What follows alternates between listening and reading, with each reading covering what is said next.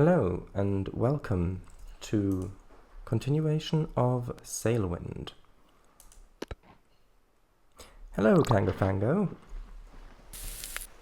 I see you in the chat. So last time we made 3 successful voyages and Facecam, not today. We made 3 successful voyages, 0 unsuccessful voyages. We got a bit of money, and yeah, so this time our first task will be to sell. Wait a minute, are these both full? No, this one's empty. So we need to sell the empty barrel. And what is our food situation? Well, that's not as good as it could be. So probably, so let's see, is this full? That's full. Okay, we've got a full barrel of water. So I'll try and sell this one, although I'm not sure if the shops are open currently. Hold on, is it currently morning or evening? That's east. Okay, so it's morning. The sun is coming up because that's in the east and that's where the sun is. So as soon as the markets open, which I believe will be in the not too distant future. Actually, I'm not sure if I stay around here if the people will just pop in or if I have to be a bit further away for them to load in. So actually I'm gonna quickly hop back down. Yes, we need to sell the barrel, then buy some more food, then see if we can buy some of the navigation equipment or map, because that would be really lovely to figure out how to use on our next voyages, and also then pick up some more missions, because at the moment we don't have any. That's pretty much the plan at the moment. 9 PM BSD. Ahoy, and Joel, Sailwind Edition, yes. Just to check, did you announce the stream in the group DM too, so peeps know? Yes, I did. I'm not going to show you now, but I forwarded the message, yes.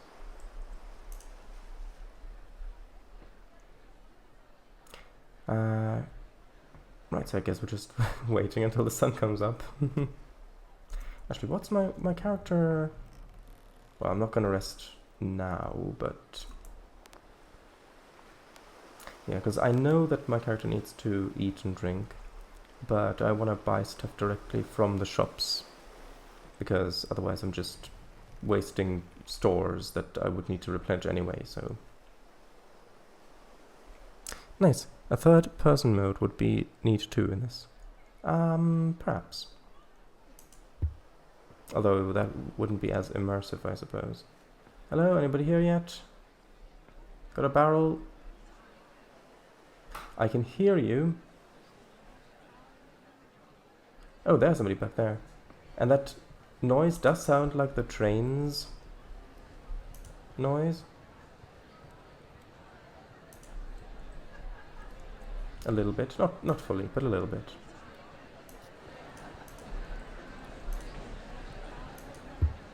Okay, so people are here. So will you purchase? Will you purchase? Ah, hold on, there's a UI back there. You, sell. Yes. Wait, what? No, I meant to. Hold up. I need my barrel. There. Wait, sell water 6. But that's empty. Oh, right, I see. So 6, there we go. Now, how much do we have? We have 135. So, 110, 110. I don't. Let's see how expensive some of the world map would be. Oh, wow, that's way. We don't even have near enough money for that. I mean, we technically could buy. Well, let's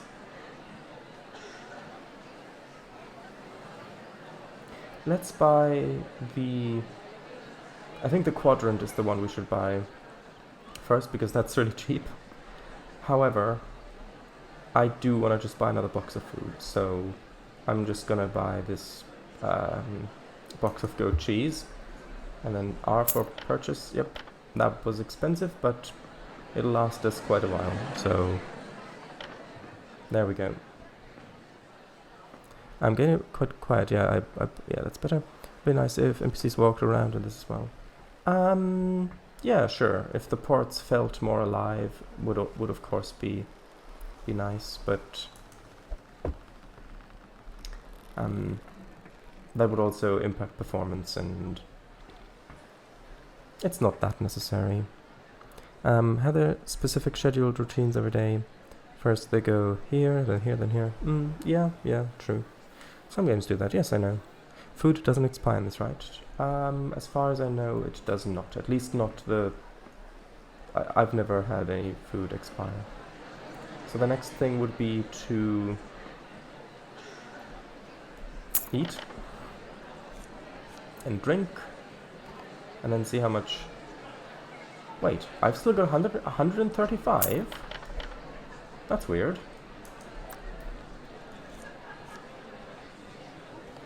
Why do I have 130? Oh, now it's updated. There we go, the UI just hadn't updated.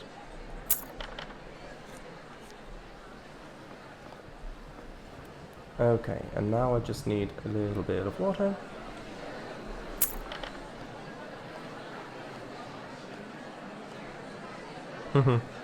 Woodside, literally, yes. Okay, and you can take that back. So I've got I've got 17 coins left. So this literally costs 17. So I'm gonna buy that. Now I've got 0 coins, which means we need some more jobs.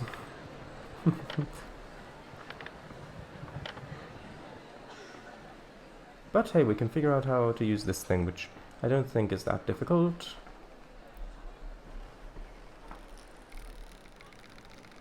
Place item. Oop, that's not what I meant. Come on. No, just... See, this is a little tricky with these sorts of... Ah, it's got a box collider, I see. Interesting. Right. So... this barrel of water should go back in the corner where it used to be. And now we need some jobs. Actually, wind. Which direction's the wind going? Direction of the wind is pretty much southwest or west. Yep, box collider component missions. So southwest is pretty much any of these. So I mean, any of these would really work. There seems to be quite a bit of... Well, actually, look, there's some quite expensive stuff going to Alchemist's Island. Like, this is 1.47 coins per mile. So these two alone are quite expensive. If we go to the next ones, that's less than 1, and that's less than 1, and that's less than 1. So I think Alchemist's Island, if we just go straight south from here, I think that could be quite good. Right, so blue tobacco. Let's load this first.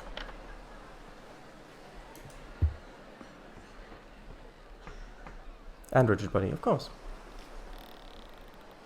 It would be nice if there were a way to pull the object closer or further away as you're holding it.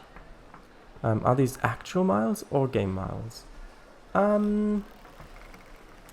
I don't know, but since there aren't any direct units visible anywhere, I do think that they are real miles. But it's not, I mean, it doesn't, as far as, unless I missed it. Come on.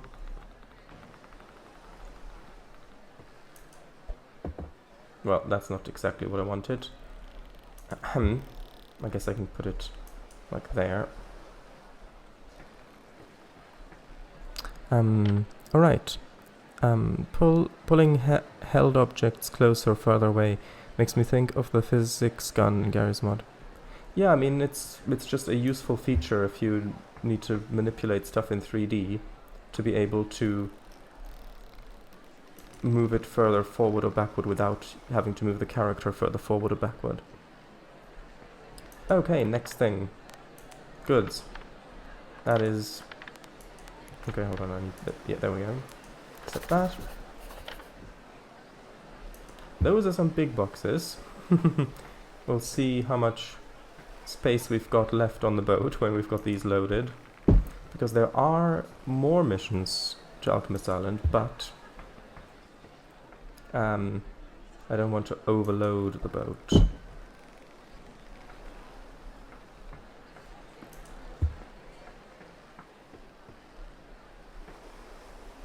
I mean, it's not like there are any historical accounts of things going terribly wrong because people overloaded their seagoing vessels, right? Buy a banana for the road? I don't have any money. Should I put this on top there? I mean, I kind of don't wanna, but... Actually, I suppose... Well, I do want to put it on the right side, though, for balance reasons. I suppose I could put it here and then just jump over it. Although maybe I want to... Hold on. Maybe... Come on. Like that. Yeah, I can reach that from here. That's good. Okay, so if there is something that has only very little... Alchemist Island. This one is amount 4. No, that's too much. Is there something going to Alchemist Island that's less than amount 4?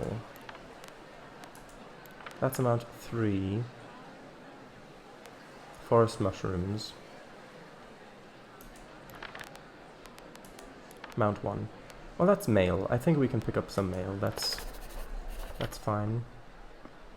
I'm not sure if we can accept yet another...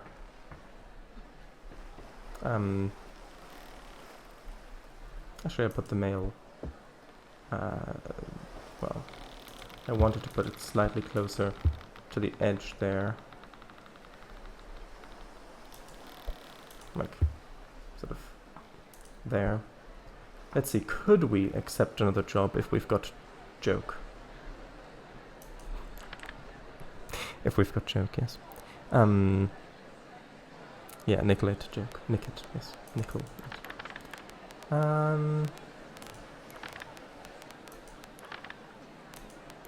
mean... Nah, that's all... No, I don't even have enough reputation, which means we're good to set out, and we've got to go pretty much directly south. Now the wind is not really blowing in the right direction, but that shouldn't be too big an issue at the moment. I'll try to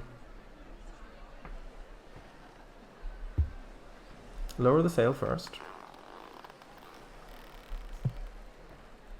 And then I will try to push from the outside.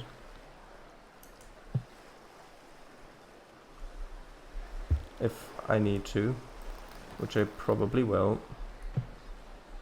Although actually the dock does the dock does go away on the side. We need to go actually pretty much out that way first. Yeah, we should go out that way. Yeah, I do need to sleep soon. I know. So we need to go up this way. And then once we're past those rocks, we need to head a tiny bit... Actually, no, if we go directly south from those rocks, we should hit it. So, since we are now pointing... Well, we need to point a little bit further to the right. So once we're out past those rocks, I'll point a little bit further to starboard, and then we can... Well, we can get some rest.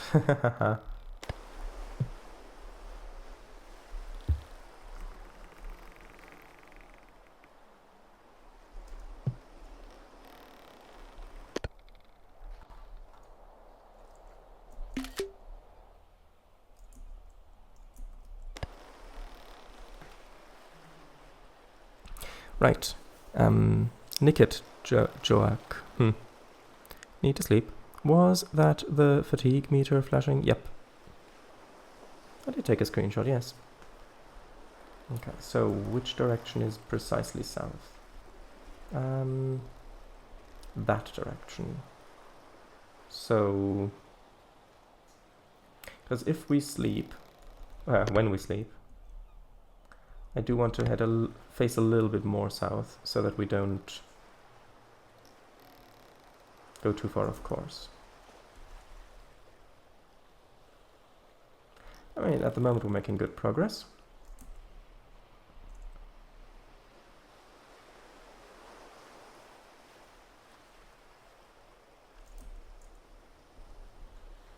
Okay, so south is pretty much in this direction, which means if we change course now, we should be safe. Okay, so gradually change course, though I do realize that we are heading quite a bit into the wind.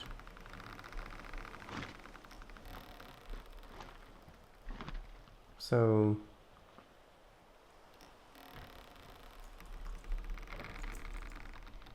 if we're like facing like that, I think that just about works still.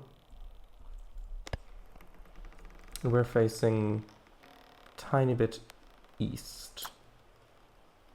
So if we, which means that would put us between Albacore Town and Alchemist's Island, which means that if we see an island to our right, then that is the island we need to go to. And I do believe that it's time to rest, unfortunately, because I do like to travel during the day more than during the night, because I can actually see what's going on, but there's probably no way around it this time, so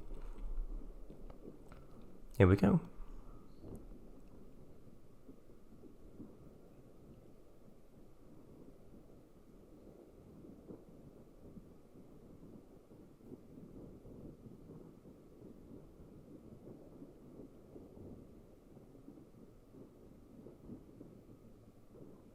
Rain probability larger than 100%? I don't think so.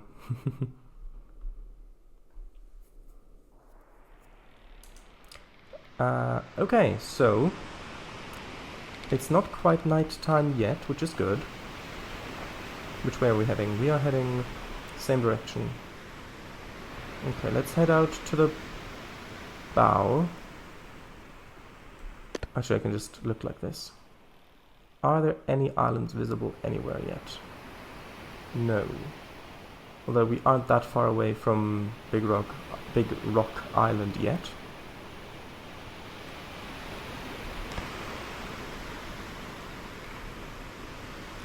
What's the wind direction looking like? Okay, the wind has turned and is now coming from further west, which...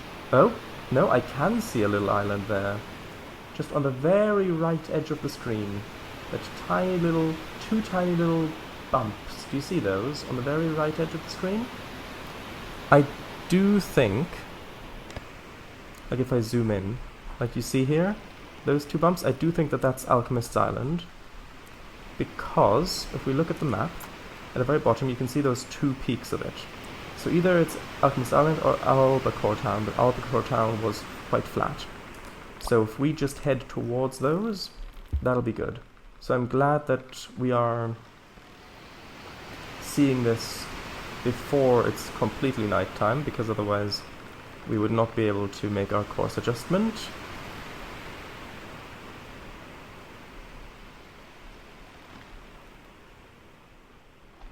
Okay, so if we just head in sort of this direction, that should be fine. Yeah, because now you can see we're heading pretty much just a little bit to the west of those islands. Wait, no, east of those islands.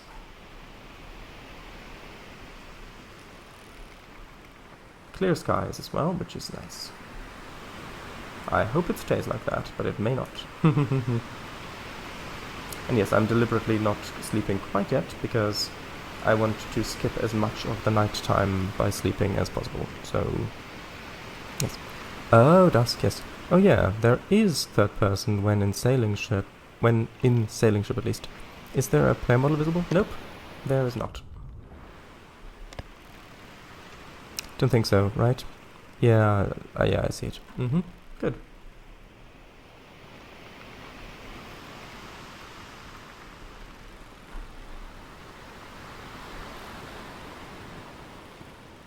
I also like how the stars do twinkle a little bit.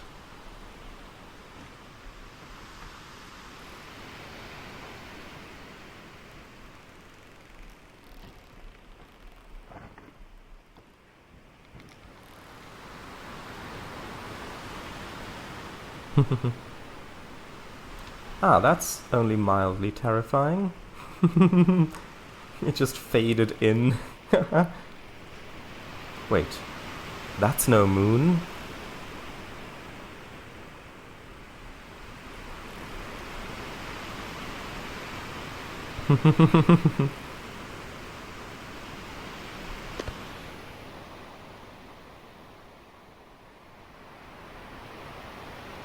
Oh, moon! Well, that is nice, because it means we've got a little bit more light, at least on this side of the ship.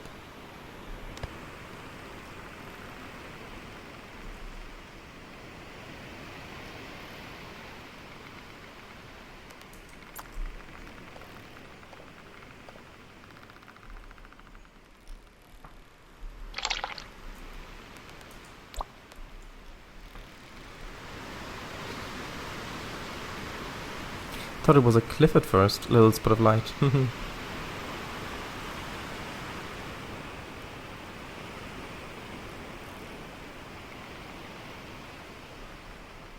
It does sound a bit windy.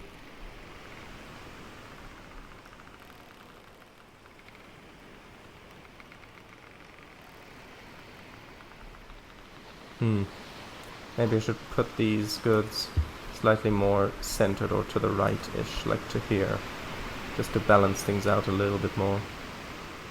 So I think at the moment we are...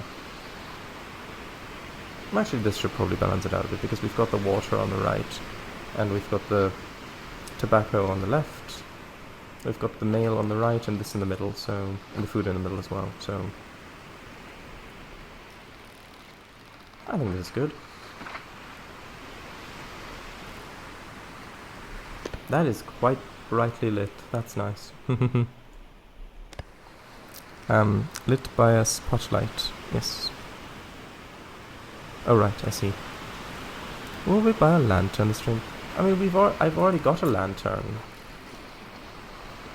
It's just, it uses up the candle as it burns, so... I mean... Once we've got a surplus of money, then yeah, sure, why not?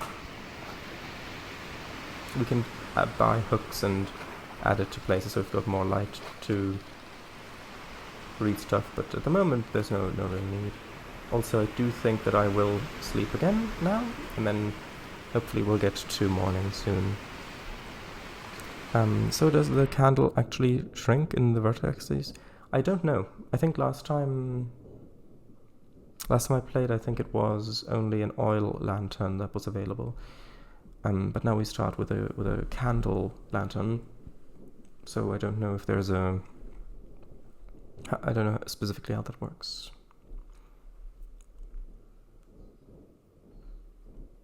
Unless I'm very much misremembering things.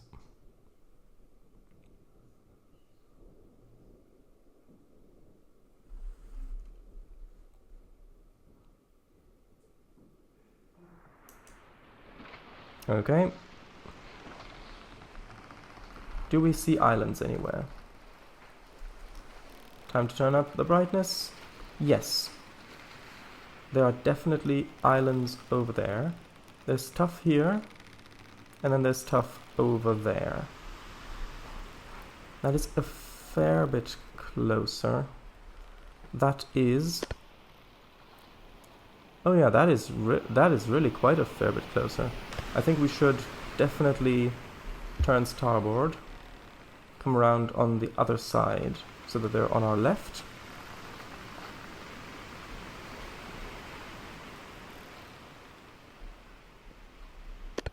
What's the wind direction? Oh, that's well.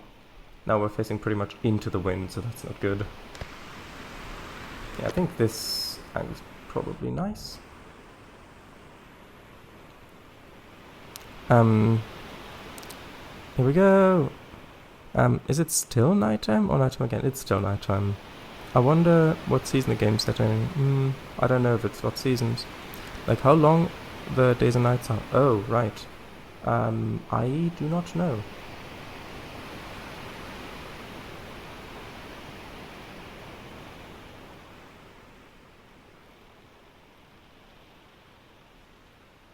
I do like how many stars there are in this game. Like if you just look up at the night sky, you see just how many stars there are. I would love to see the night sky without light pollution at some point.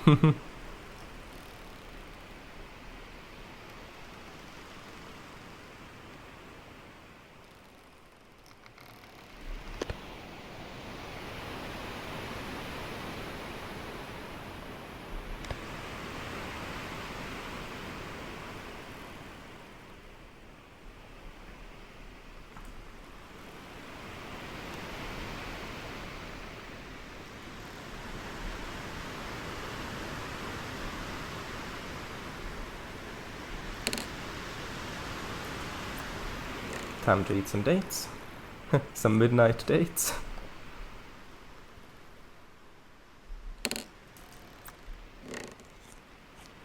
Does Game of VR support?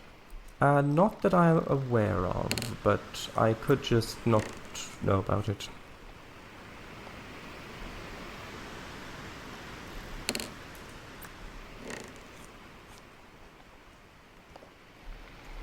There we go. Midnight dates, hahaha. No, I mean literally.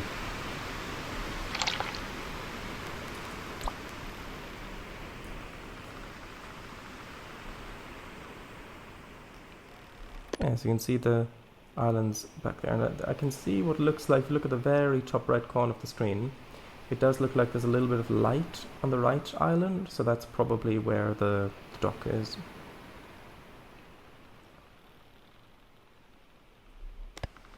And that's what makes it funny. I see. Ah yes, light.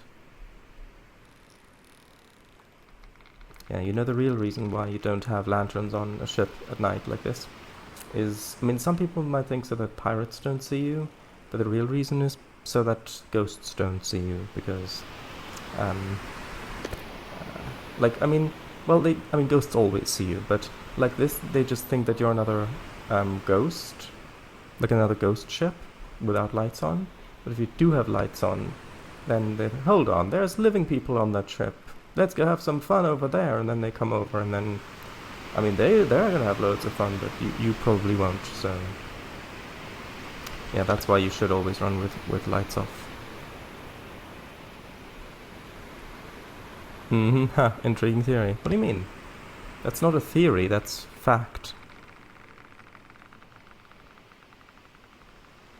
Unless you mean theory in the scientific sense of the word, in which case, yeah, I'll settle for theory. Because a scientific theory is of course, much more real and valid than a conventional, like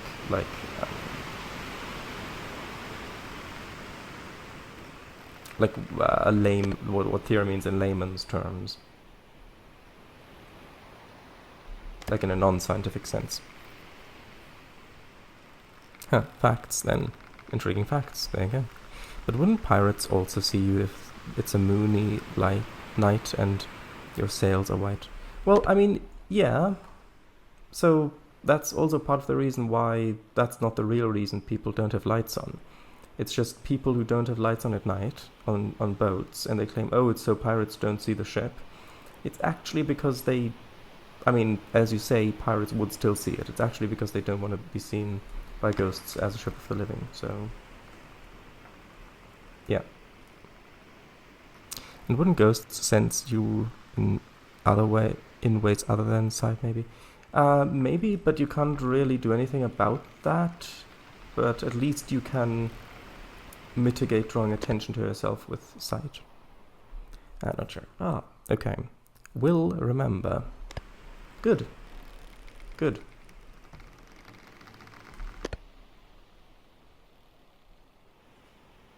Ah, okay, the wind has shifted again a little bit. The wind is now coming pretty much a little bit northwest or a little bit northwest, which means that we should be able to turn into the port when we get there.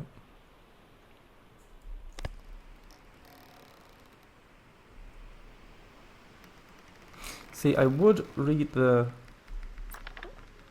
Actually, I can read that. That's the wrong thing, though. I need this thing. I mean, the compass we've already read, I think.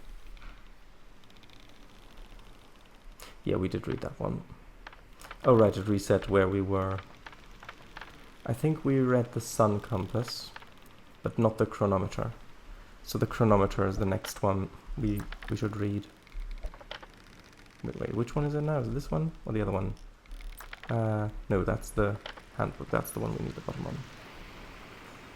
Oh, is the sun about to come up? I think the sun is about to come up because you can always tell in this game because the water gets the sun reflections before the sun actually comes up.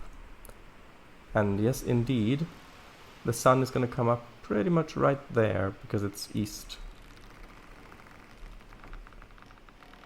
There we go. See, that looks like where we're supposed to go. I wonder if they added anything to discover on these islands. Is the dynamic cloud simulation in this? Can't remember. I do think so, yeah, because when there is a storm, it does get really cloudy and stormy, so they do dynamically move and appear and disappear, so...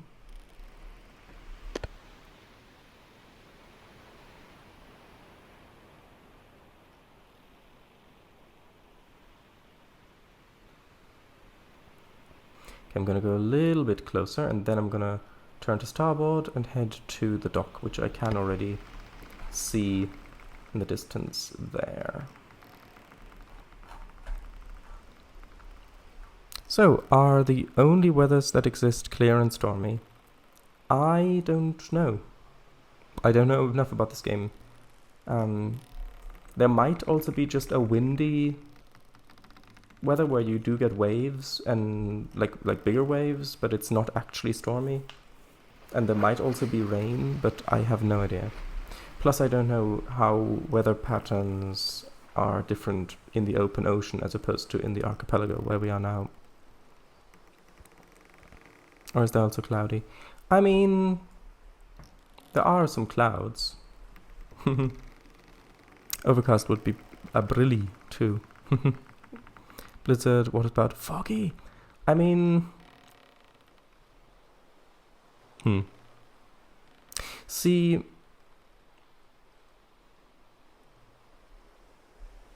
Some of that does sound interesting, like the more extreme weathers, but fog... I mean, in terms of gameplay, that just sounds really boring, because... in this, you only navigate either by direct sight, like where you can see, oh, that back there is the island I need to head to, let's point at that and go there. Or you navigate by your instruments, which are also connected to sight, except for the compass. I mean, I guess the chronometer as well, if you do dead reckoning by saying, okay, we set off here, and we're going this fast in this direction, which means we should be about there.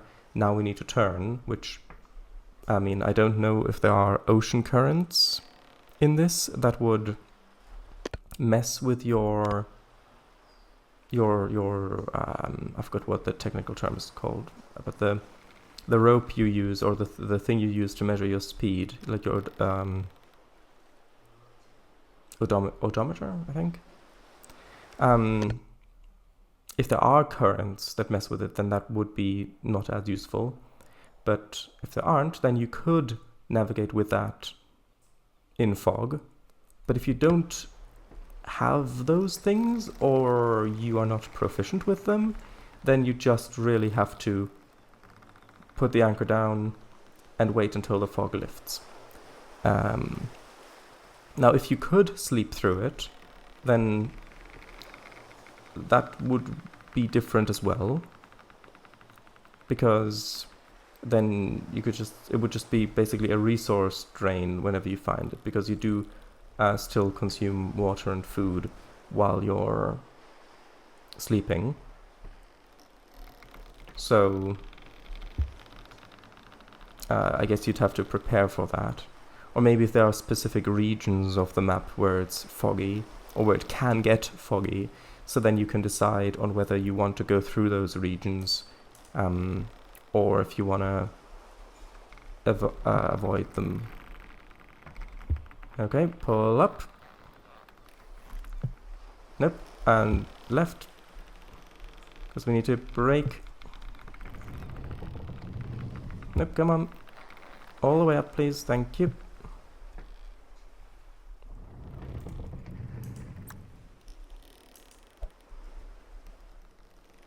That wasn't too bad.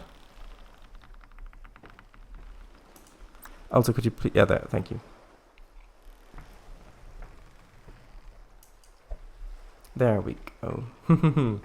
That was actually a pretty nice journey, assuming that this is the correct island, which I do think it is. Let's grab the mail. And let's see if this guy will accept it wherever he is. Oh, back in here. I think this is right. Yes. Fog equals boring. Yeah, I do get that. I thought odometer told you how many miles you've driven. Yeah, true. But wasn't there like I know speedometer is also a thing. However, I seem to remember that there was a thing where some of those names were confusingly used for other stuff as well, where see, the things I don't remember completely. We can buy some snake oil if we want. Energy elixir. Ooh. I mean, energy elixir could... How much is that? 18. That, I guess, would be useful. Like, for example, now if it's daytime and I don't want to sleep through the day, then I could maybe use that to make myself be more awake so that I can actually go to sleep at night. Which we might be able to experiment with that a little bit.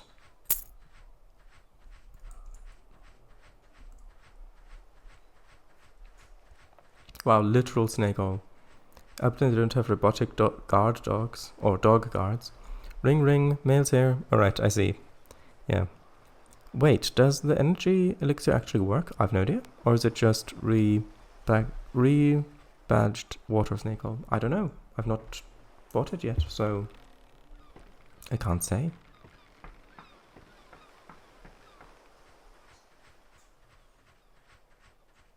I mean, this is Alchemist's Island, so I would assume that stuff actually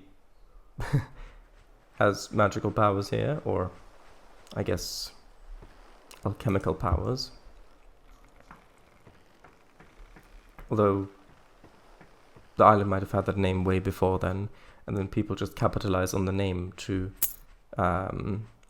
exploit those who follow that same train of thought.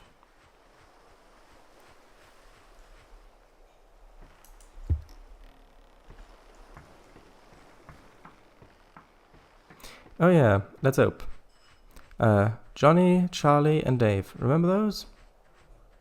In what context?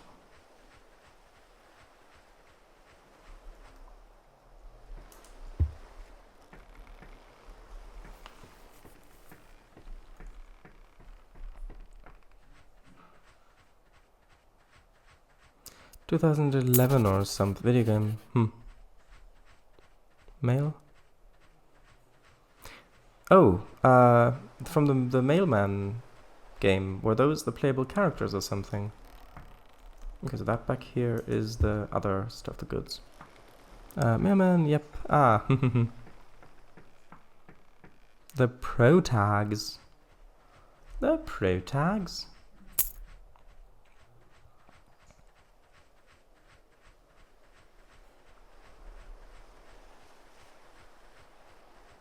Okay, last box.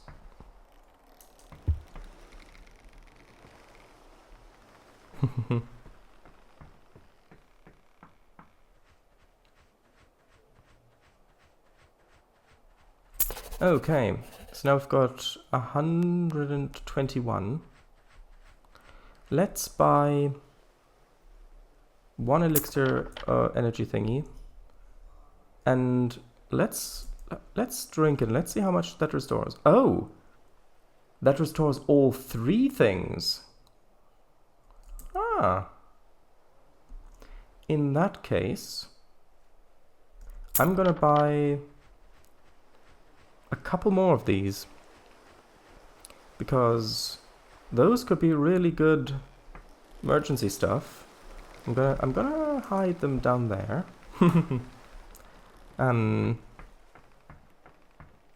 Plus I don't think you can get them anywhere else other than Alchemist's Island. So I'm gonna buy that and buy that, so 2 of them. So we've still got 67 coins left after this. Oh wait, I didn't mean to, because I pressed R to take it from there. I thought I'd press R to drop it again, but then I accidentally consumed it, so that's a waste of money. Oh well.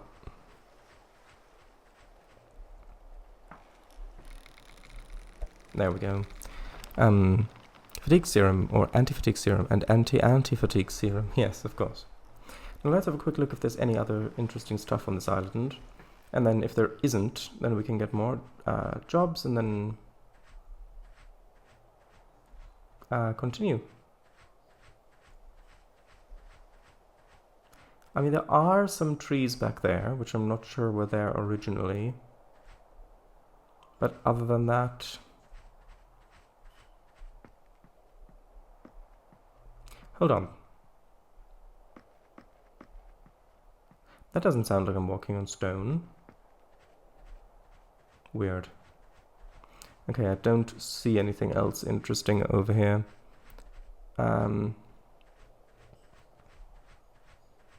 Might be missing something. Also, I don't think I can use this to drink. Okay, actually, yeah, wind direction.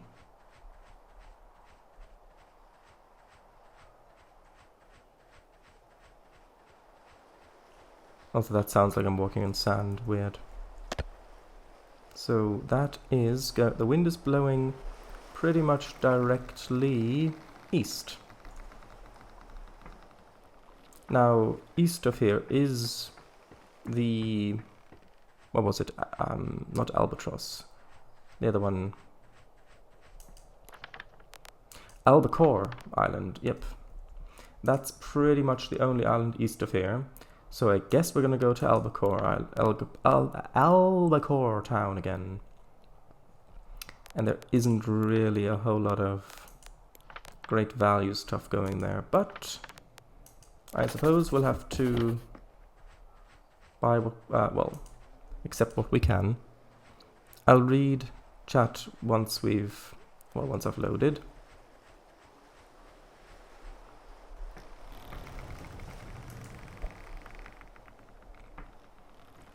I mean, I would sprint back and forth, but that uses up thirst, so water. So it increases thirst, which I don't want to waste those resources, so yeah.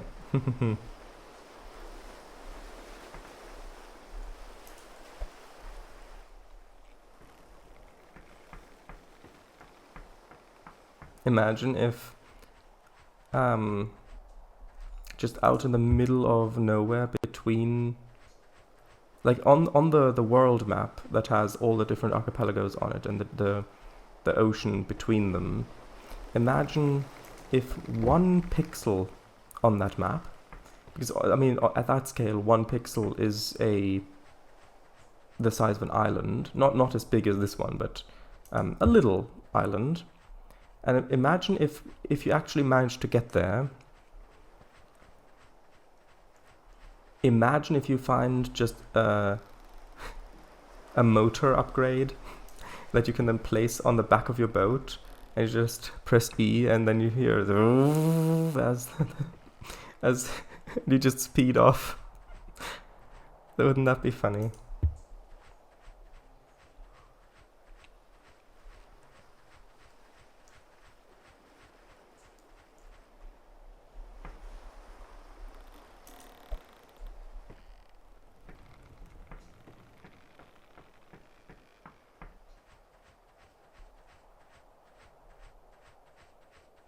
Okay, next job, Albacore Town, spices, sure, if I can, yeah, sometimes it doesn't show the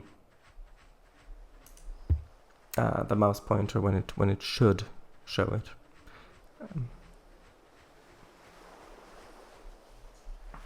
Okay, this is gonna take up a lot of space.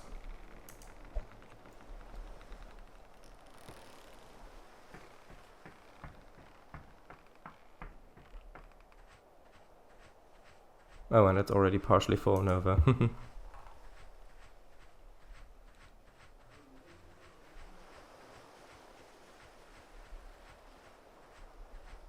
I put it there? Yeah, I can put it in there.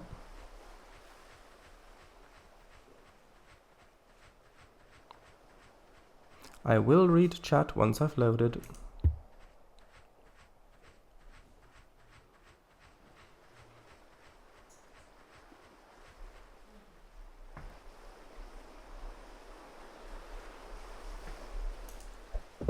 Oh. Hold up. No, literally, hold it up so I can place it back down again properly.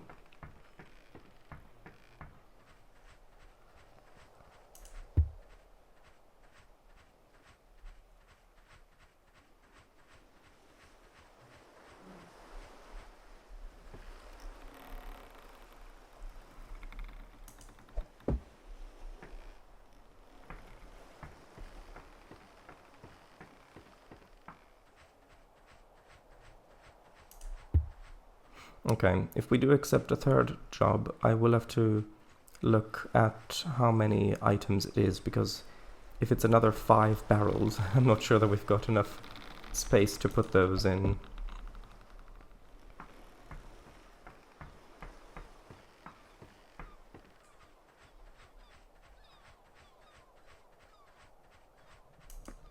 Okay, hold on. This one. No, that's C5. No, I'm not going to have 5 barrels of rum. Or beer. Mail, that's fine. That's just 1. That's easy.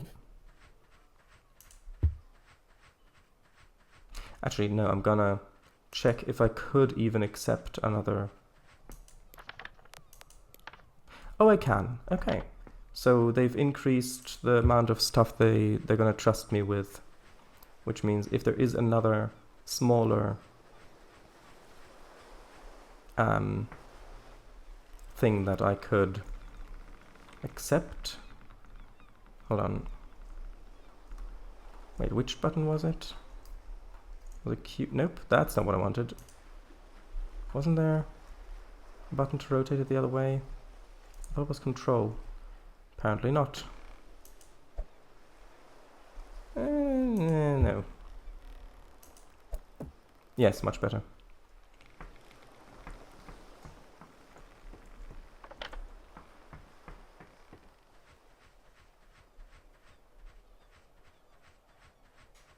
Okay, one more thingy. Now that's 5. Nope.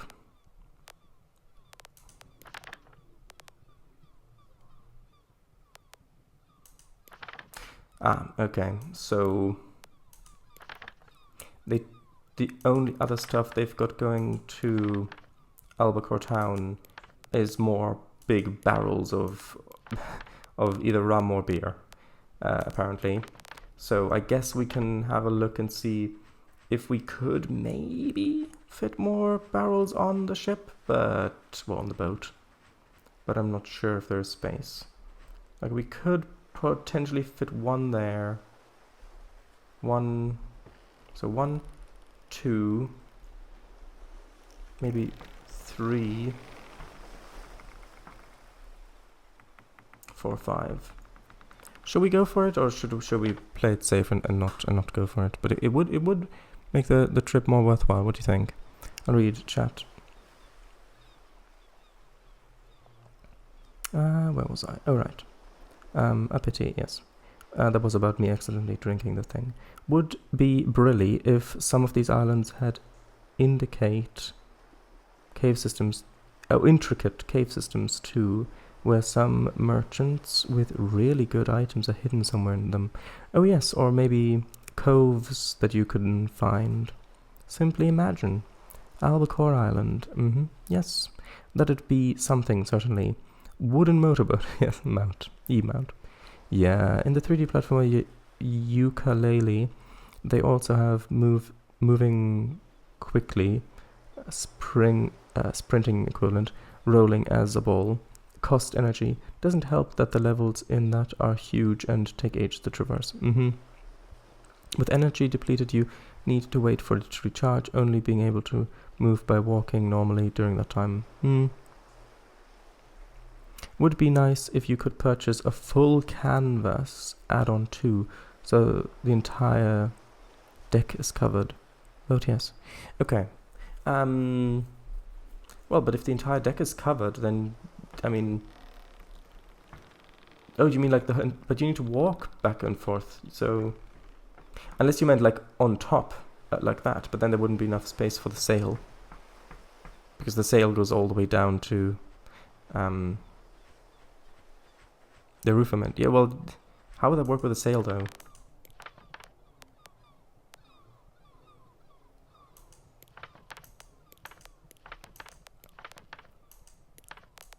Okay, let's take the rum. Of course, I mean, this is a shipping game, so of course we have to have plenty of this on board our ship at all times.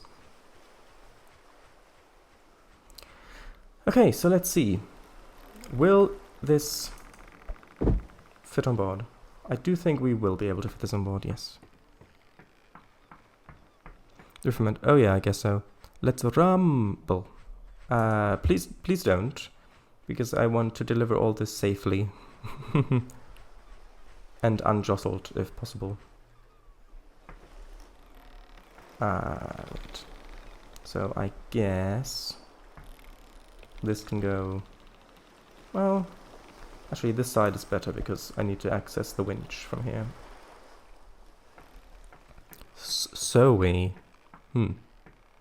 What do female pigs have to do with this?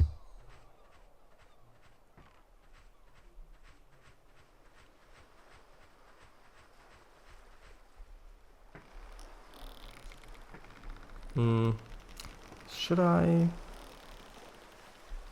Nah, I'm not gonna put it there. I might be able to put it just about there, though. Yeah, that's nice, even though the rope is going through it, but we'll ignore that little detail. But our rumcipient likes her rum shaken, not stirred, I see. And jostled. Should I? Maybe. Maybe not. And I do get the reference. Okay, so this can go just somewhere, maybe? Let's try putting it on there. Oh, that seems a little precarious. Maybe we can put, well, yeah, I don't think that's good because we need the sail to go there as well. Or even if it might clip through, it doesn't really fit that well. Let's put it there. No, not like that. Need to rotate it the other way. Wasn't there a specific key to... Oh, well, it was Q. I knew it was Q.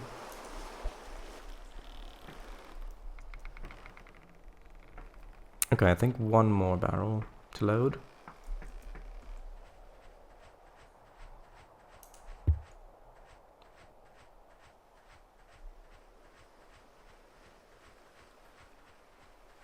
Q who? You know exactly who.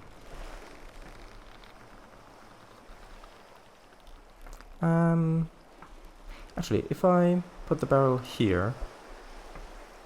No, then I can't sleep anymore. So I need to put the barrel there. Then I can still get through there, and I can still reach the hammock. Okay, so with this all now pretty much fully loaded, the wind is going northeast, so in this direction, which is pretty much exactly where we need to go. We need to go east by northeast, so east and very slightly north. So that is great. So let's take the moorings off.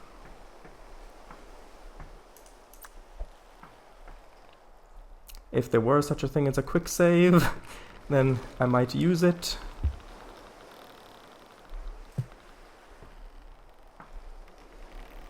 And let's lower the sail and hopefully go forwards.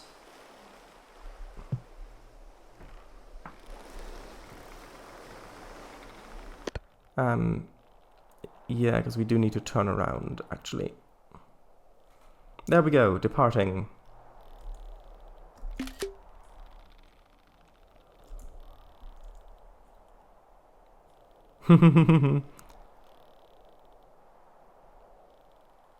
This bodes well. Sorry, no, this boats well. That does look really fully loaded, doesn't it? And we need to turn more to starboard.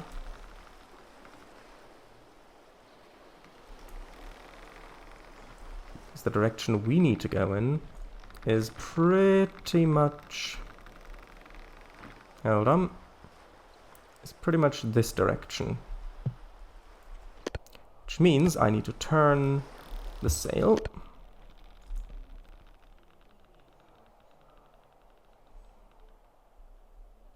There we go. And also the sun is on its way to go down, and I think I drank too much caffeine because my character's nowhere near tired yet. I didn't mean to drink that second I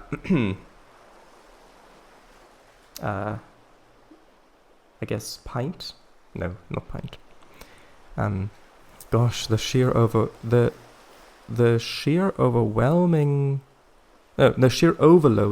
that's at play here reminds me of certain Indian trucks, Bangladeshian, Nepalian, also represented in 80 Moves of Extreme Truck 2's Bangladesh. Yay, let's go. This boats well. Yes, screenshot with the island in the back. Oh, yeah. So it's basically just coffee. I mean, there's currently no reason to suspect that it's anything else. Let's just put it that way. So we're departing Alchemist Island, going east and slightly north. So yeah, we are heading in the correct direction.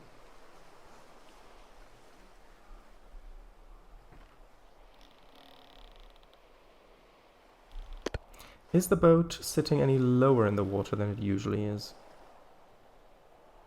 Not sure. It might be a little bit. I think it is sitting a little bit lower in the water than it usually does because of just how loaded it, how much weight there. Yeah, definitely, because the hammock is getting slightly wet when it was coming. Yeah, you can see, look at that. There's a little bit of moisture getting on that.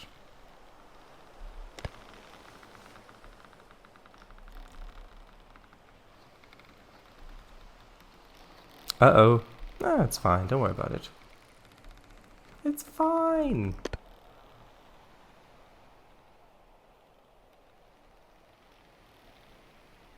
How far is it? Okay, that is... Whoop. Ahem. That is... maybe 2/3 of the way to Gold Rock City. Gold Rock Island, so... that should be fine.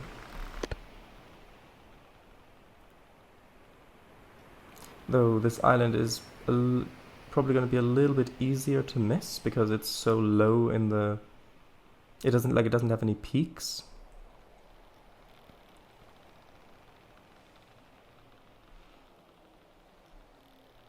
There's that weird wave glitch again.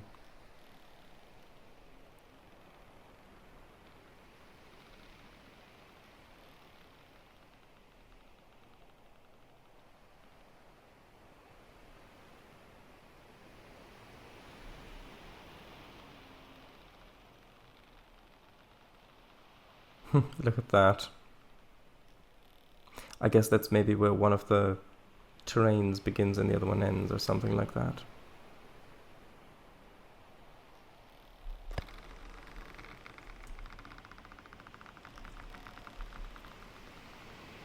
I hope that won't cause issues for the boat going over it. Although luckily it seems to have subsided just as we were crossing over.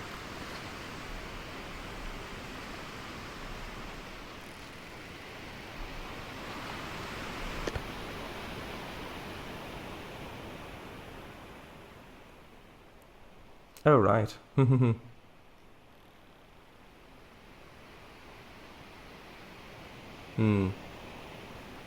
I do not see any islands over there yet.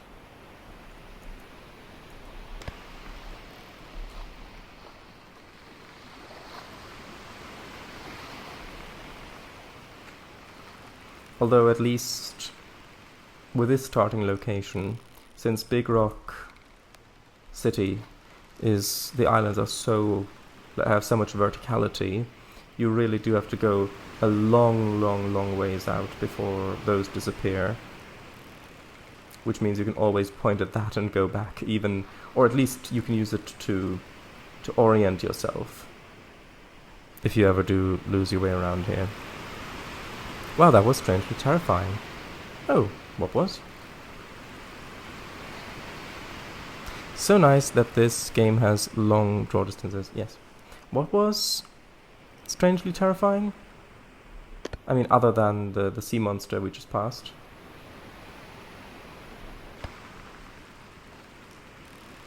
The sea... oh yes, the tile seam thingy.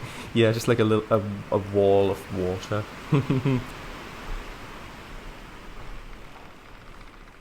I mean, that's pretty much what rogue waves are IRL. Just a big wall of doom water.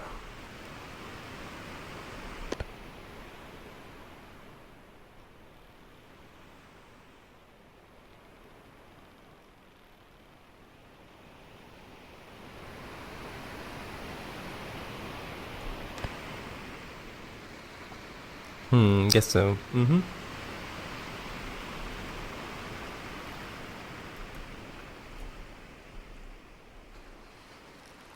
Now I could sleep now. However, I don't really want to accidentally pass this little island, because if I do, it might already be beyond the horizon when I wake up, so I might pass it without noticing. So I'm gonna stay awake a little bit longer, especially if it's nighttime. So, yeah. And if I do have to sleep, then I want to lower the anchor. Is Doomwave another word for tsunami? I guess it could be synonymous, but no, it's not exactly the same. Beyond the horizons! I remember that. It's been so long since I've thought of that. I actually thought of it fairly recently.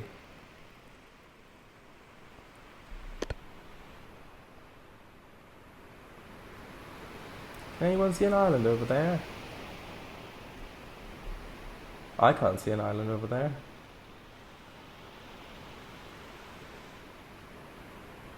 In fact, I can't see anything over there, pretty much. Although, saying that, I think I do see an island over there. Unless that is... No, that is the moon. That is not an island. It was a black shape against the stars and I thought it was a mountain, but nope, it's just the moon that wasn't illuminated yet. So there's the moonrise. A new Unity 3D dev stream series planned for the future?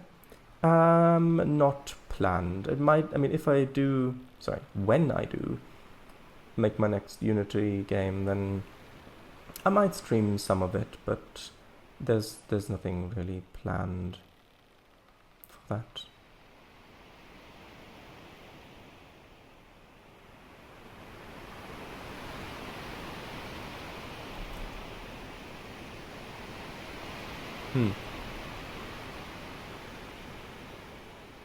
I should be getting somewhat close, I think.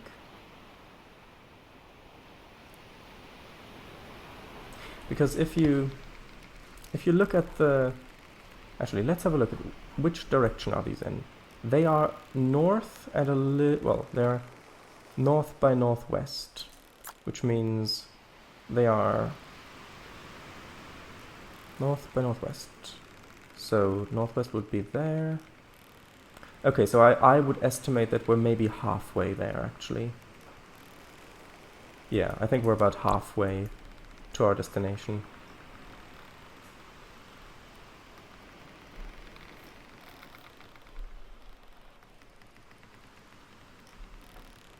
Although that does look quite nice with a moon.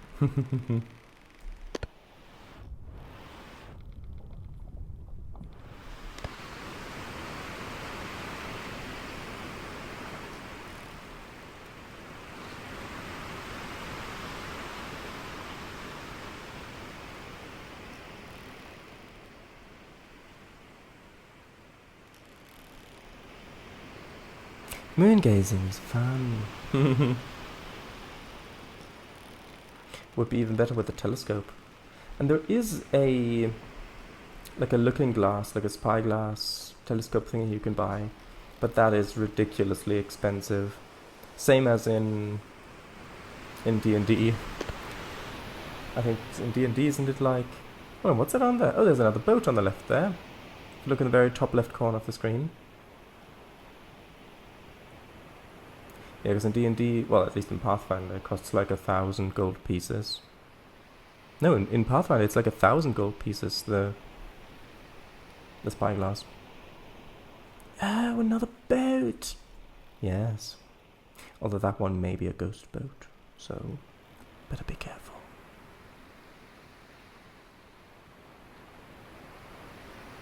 Actually, that would be a fun mechanic. If you did light a... You can barely see it over the waves back there. If you did light a lantern, if they lit their lantern in response, that would be nice. Should we try it? I don't think it'll work.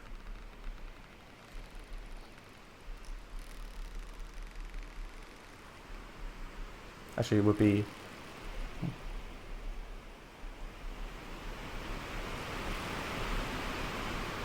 There we go. That was SOS, right? I think that was the SOS message. And no response. Low Flying Dutchman. Hahaha. SOS, yep.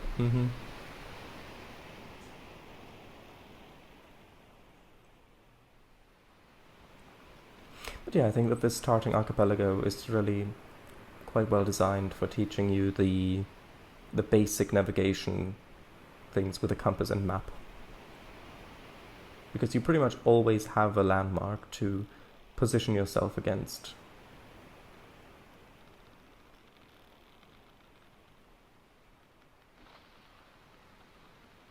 Also, if you look at the very edges of the screen, you can see the stars rotating.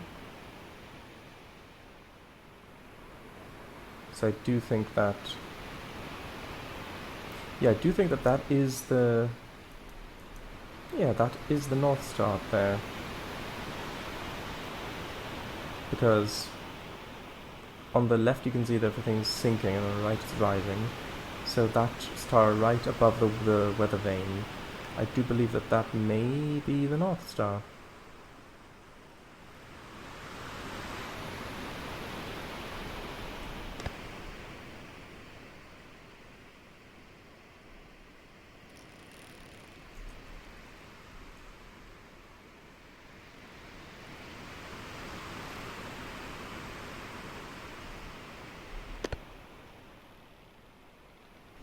Is that land? Oh yes, there we go. I can see land. I can see the island.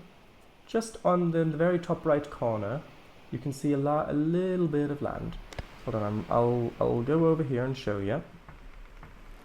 Like if I zoom in there, you can see just above the white dot. There. That's land. That's where we're headed. And we are pretty much headed directly for it, which is good.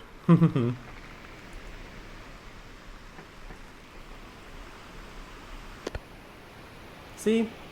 You need to keep your eye out at this game. And by out, I mean open and facing outwards.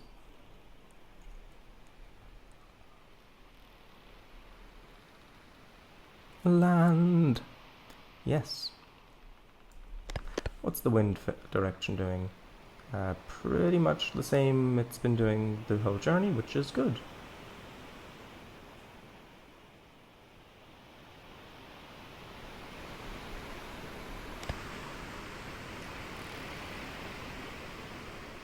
Land ahoji. Land ahoj. Ahoj. So let's do a little bit of drinking.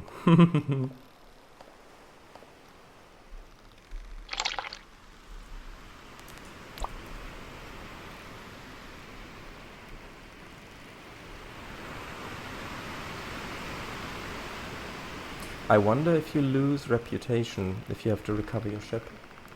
You probably do.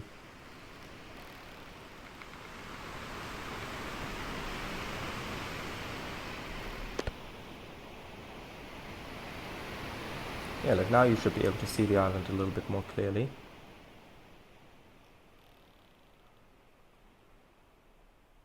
And I do think that is that the dock? There's something on the left there on the water's edge, which might be the dock. Living Art 64 sounds like a fun idea too, reimagining the game as a late 90s, early 2000s 3D platformer. Maybe. I don't have that much experience with playing 3D platformers, so I don't really know what strengths it would have or what would need to be avoided or stuff like that, or what the best design principles would be. Or maybe even a grayscale Game Boy version, much larger pixels and proper 8-bit soundtrack.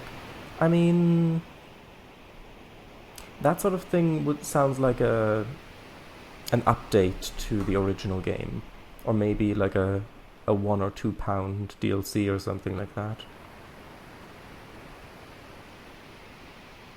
Possibly even alright, already read that, yes.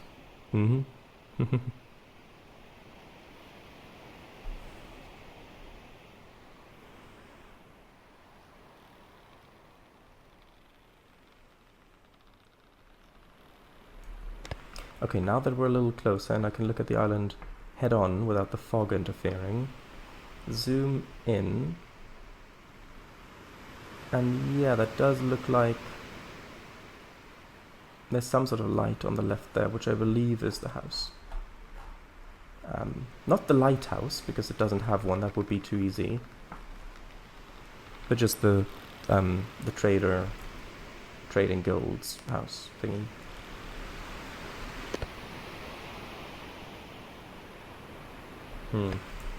Not sure if we can. Well, yeah, we should be able to make it there before my character has to sleep, I hope. Because I think that if you're in port, you can just sleep till morning without issue. Although, Yeah, I would. I mean, unloading. Oh, hello, Jamie. Welcome. Finally here. Hello. Hello. How's your day been? Yeah, I would like to do the unloading at night if possible, so that I don't waste daytime by doing that. We just departed. We departed Alchemist's Island back there, and we got some energy elixir, which is stored safely down there as treasure, because that is my emergency stuff. Because it regenerates all 3 of your stats, and so if I do ever need just a really quick stat boost, then I've got that. Found a 2p that I've never seen before, or even knew existed, so that's fun. Polished already. Oh, when you say found, do you mean just out on the street, or do you mean you found it online and purchased it for an exorbitant amount of money?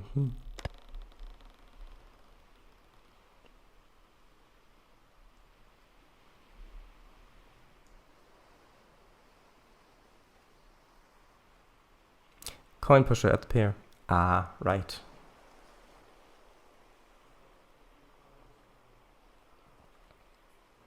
I'm a gambler and proud, damn it. Okay, so that over there, that's definitely the houses. Oh, right, this was the island where you've got to go in between the things for the... Oh, right. Well, yeah, we should be able to get there, hopefully, before my character faints from sleepiness. Shadows, yeah, if you are ever interested in trying 3D platformers, I can definitely recommend A Hat in Time. Has a vast movement. It gets expanded over time, and different hats to stitch as well. Those also bring different abilities. 2D platformers, Shudder. 3D platformers, Shudder. Well, I do think that 3D platformers are difficult to get right, especially when you consider getting the information of where the player is in depth correctly across to the player. But yeah, I've never really experimented with them, so I don't really know. Also, Kanga made me really, really, really load my ship as much as it'll hold, pretty much. So that's why there's so much stuff on here. I really enjoy 3D platformers. Yeah, drop shadow. Projected directly beneath a player helps a lot with that. Hey, you asked for opinions. I did. And you gave me this opinion. Also, I didn't ask for opinions. I asked for advice. Projected. Yeah. I know what you mean. Okay, so just sort of like this. And then I need to get through here. Raise this up.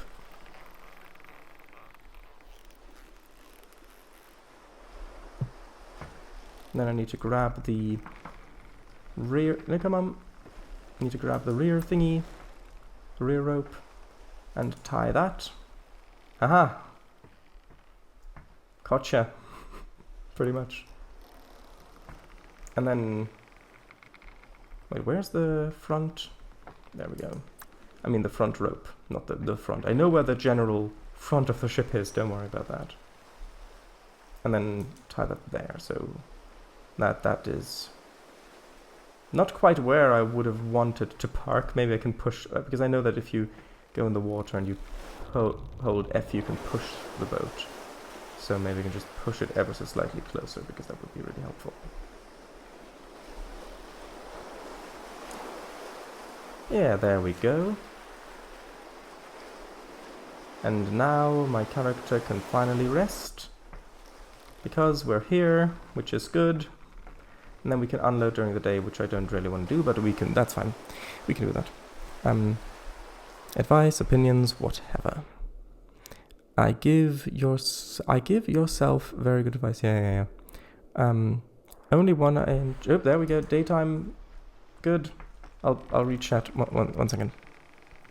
Only one I played enough to make an impact was Rayman: The Great Escape for PC 1999.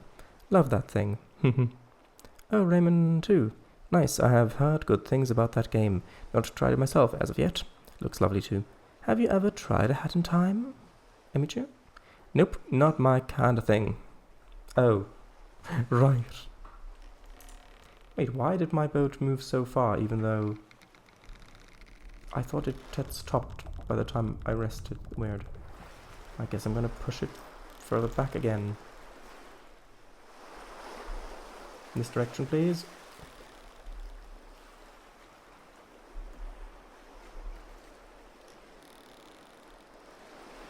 Maybe I do need to put my front rope on the other mooring site. Hold on. Just come on, just push a little bit in this direction. Just a little bit in this direction. A little bit closer to the actual dock.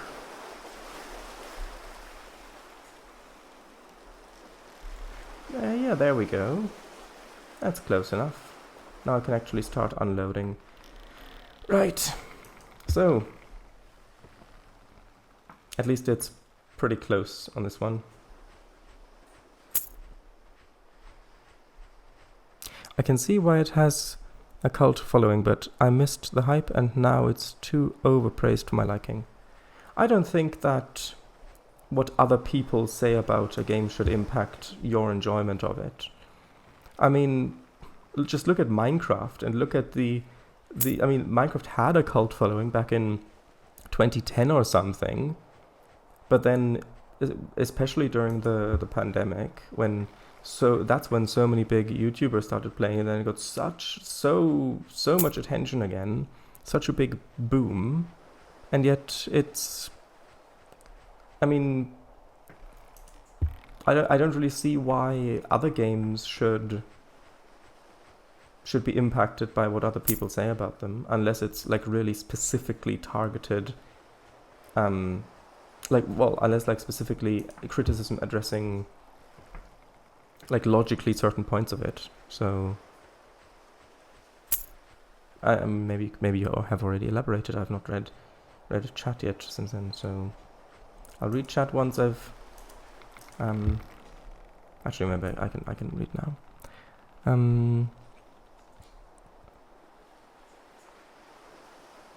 Minecraft lives up to the hype. It's infinite. Well, could never live up to the expectations I've got for it. I see. 3D platformers are restrictive. Not overly keen on linear storytelling in video games, not gonna lie. Yeah, I'm not sure. There are quite a lot of different ones, some a lot more linear than others. Video games for me are just an adventure from an adventure form of playing with dolls as a kid. Story gets in the way for me. Yeah, I mean, I get that. I mean, the video games that I play are ones where I can express my creativity mostly. Either that or ones that simulate something that I really enjoy. So, advanced. Just an advanced form. Sorry, it's a little smaller text over on the other screen. So, advanced form of playing with dolls. I see. Yeah. Yeah, like, I mean, Minecraft, of course, you can be very creative. Same as in, like, with tycoon games like Transport Fever 2 or City Skylines or even KSP or stuff like that, where you've got to build, where you can build things. Or then simulation games like this, for example, or Train Simulator, or stuff like that. But if you look at simulation stuff, then in trains, of course, I pretty much exclusively build stuff in that as well, so yeah. I've not really tried any story game. Well, I have tried, like many years ago, like over a decade ago, I have tried a couple point-and-click games, which are more like akin to puzzle games, which I did find, I enjoyed the humor in them, and I enjoyed the exploration aspects, but when they get to points where it just seems way too contrived to figure out a solution to whatever problem there is, that's when it just got boring. But other than that, I've not really tried story-focused games, so I can't really comment too much on whether I would enjoy them or not. Plus, of course, it depends on the specific game. Like, I think that a game like maybe Star Trek Resurgence or something like that might be enjoyable, especially because it has branching paths where, depending on what choices you make, it influences the story and how things turn out. So something like that I might find enjoyable. But I don't know. Right, so that's everything I had to unlock, because that's my water barrel, which, that's food, and that's all the stuff I had to unload. 115, okay. Right, so, got plenty of food, but what about water? Are there any water barrels? I think there were water barrels for sale up there. I'm gonna recheck now, because otherwise there's too much stuff for me to catch up on. Emichu says, exactly, the most restrictive game I've played over the past decade or so would be Undertale, but I think if I played it now, I wouldn't enjoy it. I prefer to create my own story and my own stuff.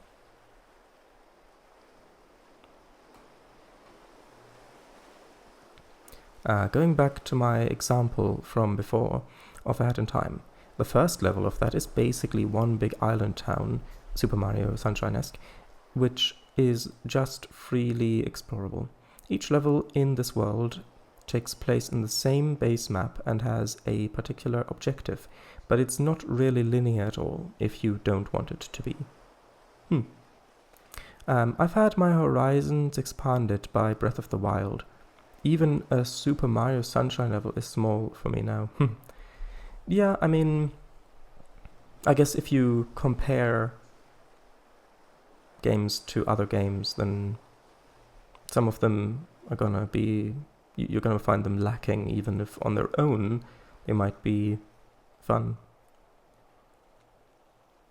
Some levels, more submissions within a world will change aspects of the map too.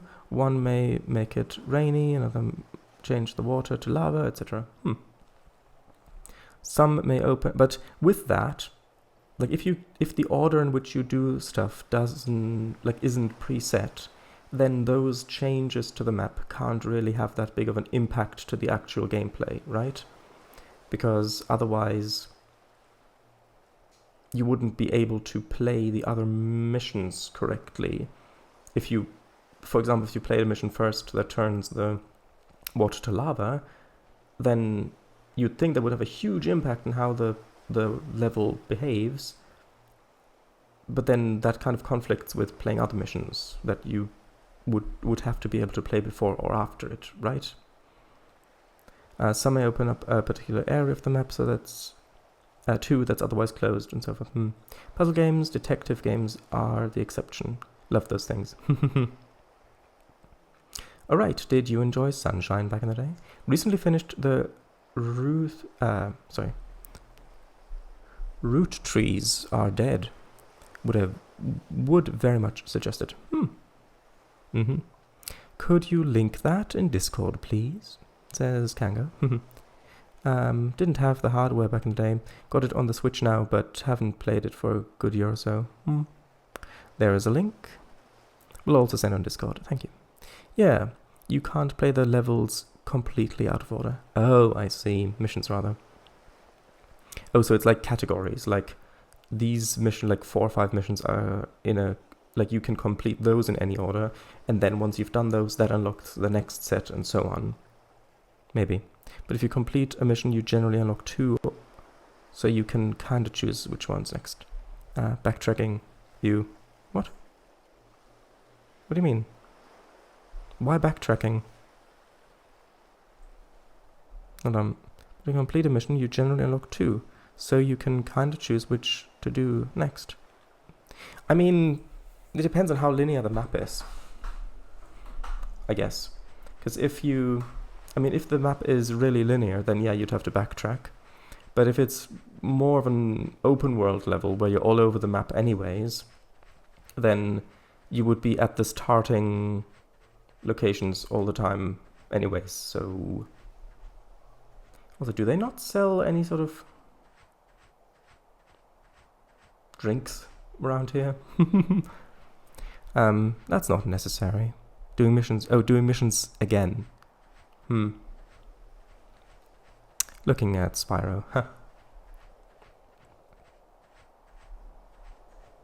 Also, I did have a little look at the Sea of Thieves store, Steam store page, and yeah, that is pretty expensive. Do you know if it tends to go on sale or not really? Yeah, they genuinely don't have anything to drink on this island. Huh. I guess it's time to pick our next cargo and get off this place as soon as possible.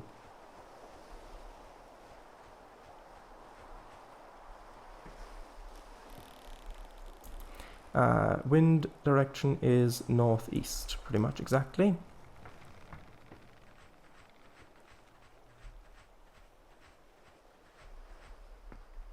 Let's see.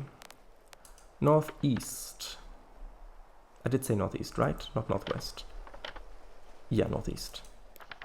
So there isn't any island in the archipelago northeast, but Gold Rock City is to the northwest. So I guess we're going back to Gold Rock City, which is the trip we made last time, but this time we might be able to load some more stuff. So dates, again.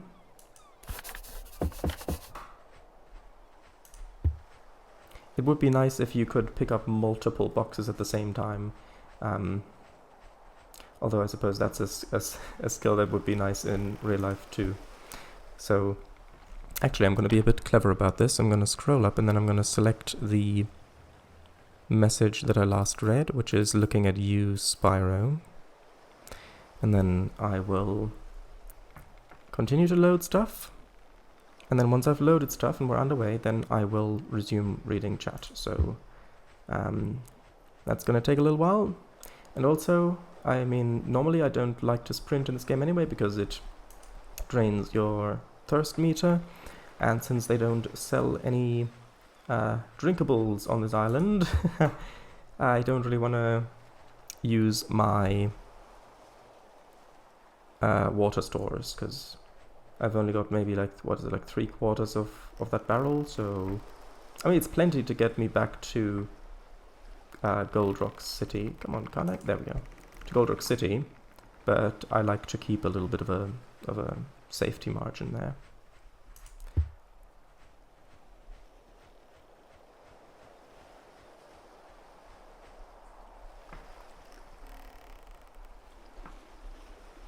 Okay, so that's gonna go up there.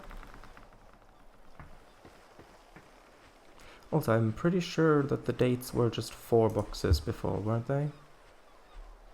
As your reputation increases, does it also increase the amount of stuff you've got to load? Maybe it does. I don't know.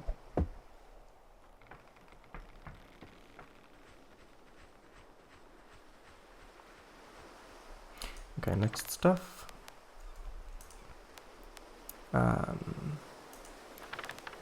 Big Rock City. Seafood, sure. Ah, this is only 3. Maybe it varies. And yes, my character needs to eat.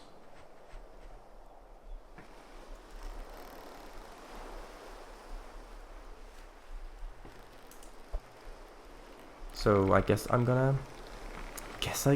eat. Nom. It's so nice that the boxes actually have an interface for the inside.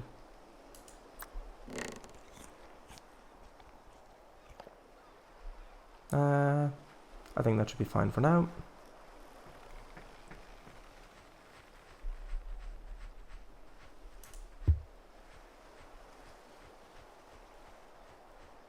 And of course the good thing about Big Rock City is that you can see it from literal miles away, so don't have to do any fancy or even basic navigation with tools.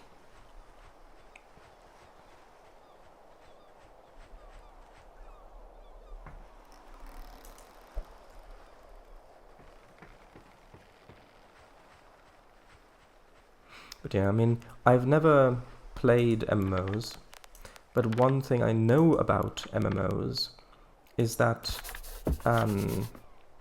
they tend to make you repeat missions. Like if there's rewards for missions, then you can, then after you've played the mission, you can pick which you want, like which reward you want. But if it's a multiple choice thing, and you want like an armor set, for example, you want the whole set, then you're gonna have to play the mission like 3 or 4 times to be able to pick up each part of the set. I know that quite a few MMOs do that, which just seems so tedious to me. Well, wasn't there other stuff?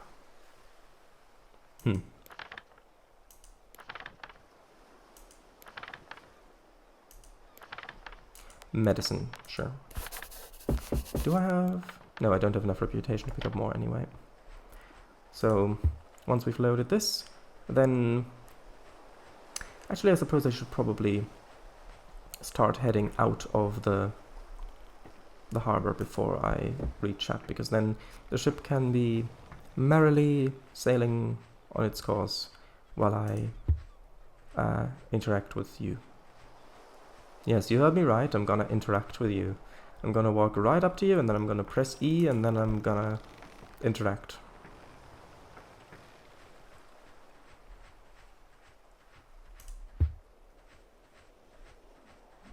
Yeah, that's all of the stuff on there.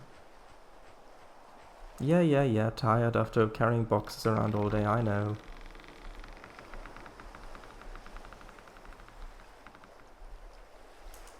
There we go. That's not ideal, but it's fine. So, wait, the wind is going south now.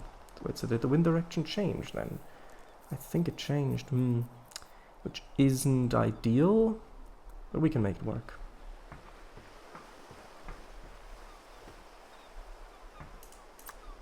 Okay, so we're gonna go out there, then go around back there, and then head up to Big Rock Island. Okay, now quickly jump on board. And I need to first turn the wheel, lower the sail, then turn the sail. Actually, probably do it more like that. Oh no, that's too loose. Need to turn the wheel. Can we? Yeah, I need the sail is too loose. I need to tighten that up a bit. Come on, a little bit more. Okay, that's probably as close as I'm gonna get for now. We need to head back there. So once we're on a proper course, then I'll reach chat. I'm gonna head out a little bit further because I know that I'll have to cross the direct path of the wind. Oh wait, no. The wind didn't change direction that much. I was just looking at it the wrong way. Sorry.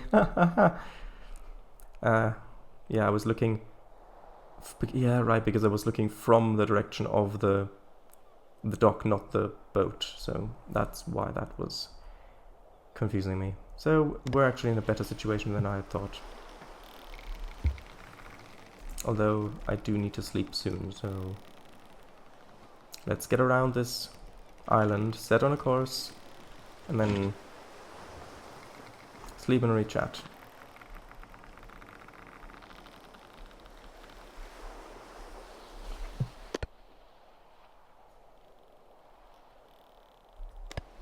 Can I make this be a little bit... Nope. That's as close as I'm gonna get it.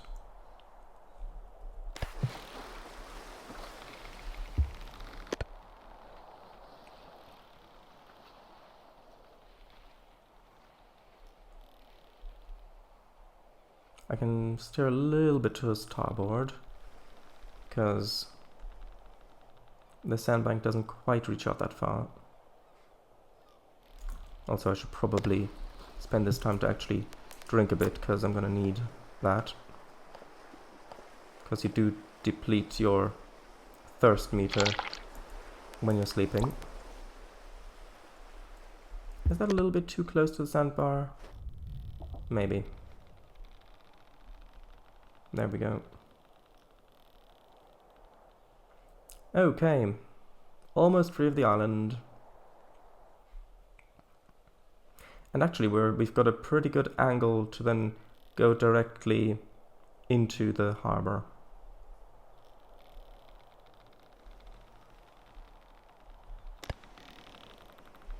Yeah, right, so like that. Now we are facing at the island, which is good. Which means I get to rest and read chat. Hopefully won't skip around too much.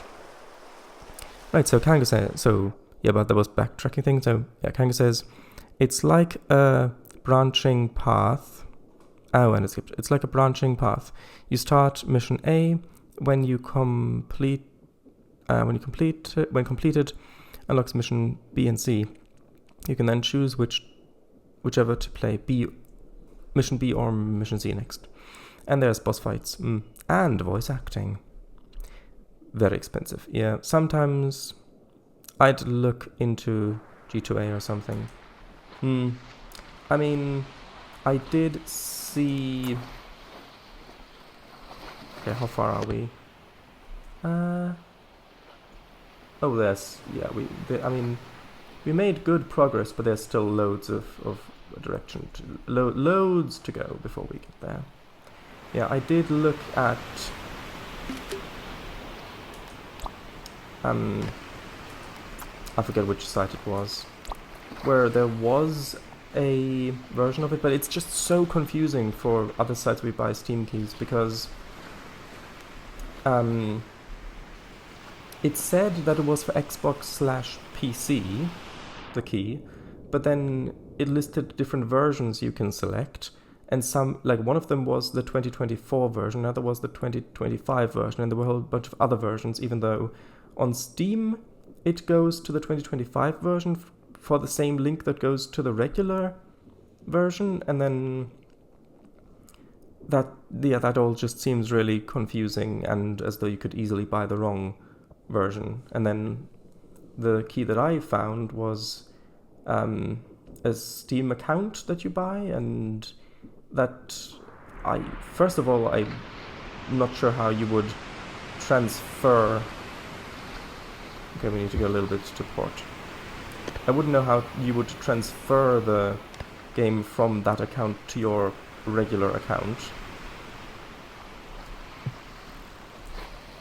But also, if you're buying an account and not just the key itself, that does seem quite shady, because I know that developers do put out just their own keys for platforms to sell to generate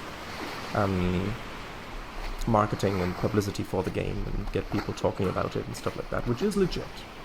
But if you're buying accounts that have that specific game on them, then I'm not sure. It does go on sale. If it does go on sale, I'll treat you. Aww. Use some of my pirate booty for it. Yeah, I did put it on my wish list, so I should get notified when it goes on sale. Used to use G2A, not GTA. Again, the text is a little small. Back in the day too, but last time I think Eagle mentioned that they can revoke Steam keys post-purchase? Like, put it back? I don't know. Not heard of that before and not looked into it. If you've already activated it, it's legit. Not possible. If you leave it for God knows how long, then maybe. Or it might be the account. Maybe if you buy an account, and if it is like a, I don't know, an illegitimate account or purchase on that account or something, then maybe Steam can shut down that account. That is something that I could see happening if that is how that works, but I don't have any idea of how that works or what parts of it are legit and what parts aren't. That's what I thought too, but I'm not sure where Eagle got that from then. Dry Throat Island. I mean, maybe. No more repeating in Sea of Thieves than in this game, to be fair. What do you mean? No more repeating in Sea of Thieves than in this game. What do you mean repeating? Not sure. Fun fact, Sea of Thieves, all weapons have the same damage, and you cannot upgrade that. It prevents people who play it all day, every day, from dissuading new players. Ah, that's good. So, the only way you improve your gameplay is through your own skill, like building your own skill, right? If I see that correctly, yes? You can have whatever size ship you want to, so no having to level up to have fun. Ah, that's nice. And of course it skipped around again, hold on.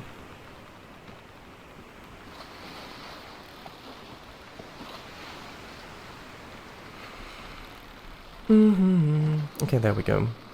Skins and such unlock, yeah, but that's just for the aesthetic. I mean, yeah. To me, the most important thing in a 3D platformer, and I'm gonna go from this side because then I can actually see where I'm going. 3D platformer in terms of contributing to funness is the movement. Like, just how it feels to control the character. Banjo-Kazooie and Hat in Time are, I think, great examples of giving the player a good and overseeable amount of different moves, which in turn open up a lot of different options for getting around. And it's just left to the player to figure out where best to use them and how to chain them together. Like, if you just have a developer's test map with cubes placed... do I need to turn left? I think I do need to turn left a little bit because the wind is coming pretty much from this direction now, so I need to turn through the wind, go in this direction a bit, and then turn into the port once I'm at a more advantageous angle. The developer's test map with cubes placed around as platforms and still manages to be fun. To move the character around, you know you've got a good moveset. Nice. I need to sleep soon. I wasn't able to fall asleep until 9 AM today. Insomnia is a bish. As in a bishop?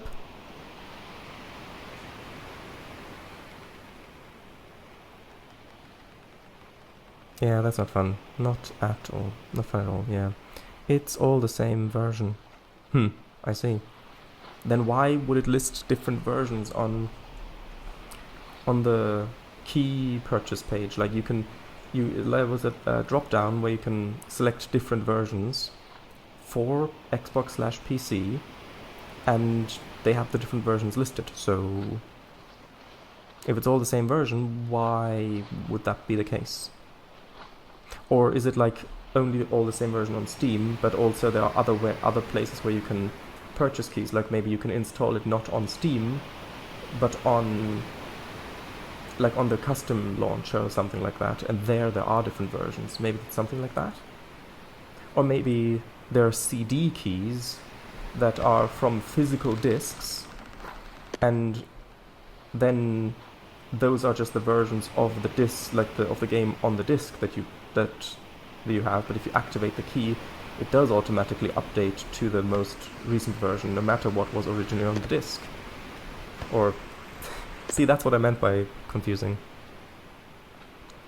Repeating was regarding tedious missions, I think. Oh, repeating. You said you don't like MMOs because you have to repeat missions. Oh, well, I said I don't like that some MMOs make you repeat missions to get specific rewards for it. Like, for example, like, I mean specific story missions. Like, if, for example, in a like a medieval fantasy MMO or something, if there's a story mission where there's a castle under siege and you've got to fight your way through the castle courtroom and then up the stairs, and you've got to talk with different NPCs to get them to find out where the secret passage is, and you go there and you make your way up and you go to the king and you get the amulet or whatever, and then you jump out and complete the mission by escaping the castle. Say that's the mission, it's a story mission, it's part of the narrative, you're in the flow when you're doing it, that's fine. And then at the end of the mission you get a reward choice for like different armor pieces, like different armor set pieces, like the helmet or the chest plate or leggings or something. And then you choose the helmet, and you see that it's got set bonuses if you've got it equipped with the other pieces together. But you only get those as rewards for that mission. So now you've just completed that mission, you've just went through that whole narrative, which the first time is really fun, but then you've got to replay it, and again, okay, now you've got to fight your way through the courtroom again, and you already know what's going to happen. You already know, okay, now I've got to talk to this NPC and that NPC, and oh yes, I wonder where the secret passage could be. I guess I've got to talk to this guy over here to figure it out, even though I just played it and I know exactly where it is. And then you've got to sit through the dialogue and go through that and just click through it, and then go back up and go to the castle, do the thing, jump down, done it, you've got the second piece. It's like, okay, now I've got to do it again, or maybe another 2 times to get the full set, and then you've got the full set, and then you can finally continue with the actual story missions, picking back up where you left off after escaping the castle, continuing the story. Like, that is what I meant by repeating missions. If it's like a simulator game or something, like in this or in Euro Truck, where you can, I mean, I guess in Euro Truck you've got more options for roads that you can take, especially in Euro Truck 2, but like in this, where, at least in the beginning, you're a bit more limited where you're going. Like, the fun is, the fun isn't in the narrative and following the story and stuff like that, but in navigating and in keeping an eye on the wind and planning ahead and loading out your boat correctly weight-wise and stuff like that. And in that case, I don't really mind, especially with chat to keep company. So I'm gonna hold up. Oh, 1 second. All the same version. Okay, I'm gonna. I think I should probably dock first, and then, although the wind is blowing in not the right direction really, I think maybe it would be better if I came around the other side and then docked from the north, because then departing would be easier.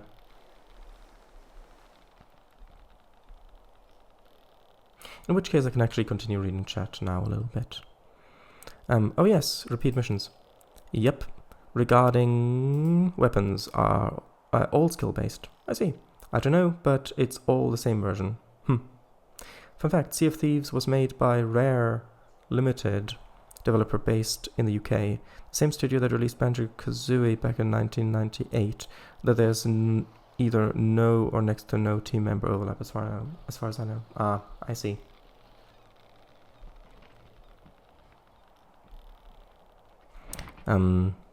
Oh, that I need to turn more, because that's directly facing in the wind, which isn't great.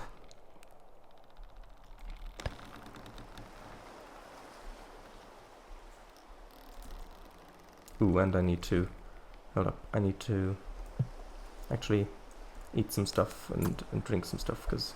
No! I meant eat some stuff.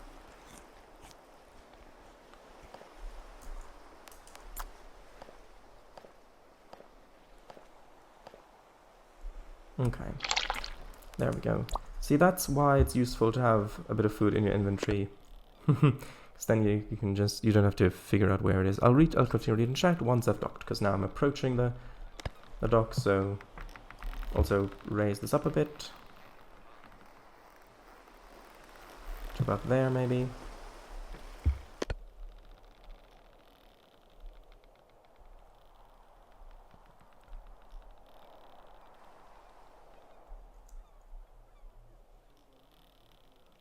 And there you can see the other bigger boat that you can purchase. I suppose we can have a little look and see how expensive it is, but if I recall correctly, it was like 1700 coins or something like that. Or even more.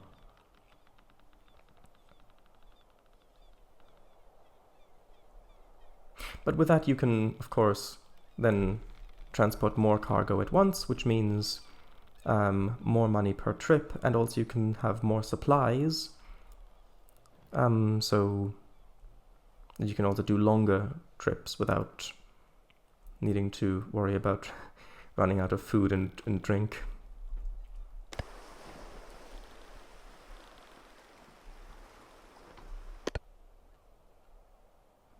Okay, I am gonna just go around this little bend here. There we go. Come on.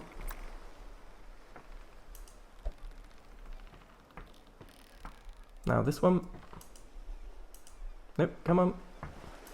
There we go. That was much better than the other attempt. Right. I mean, not the previous island, the other attempt.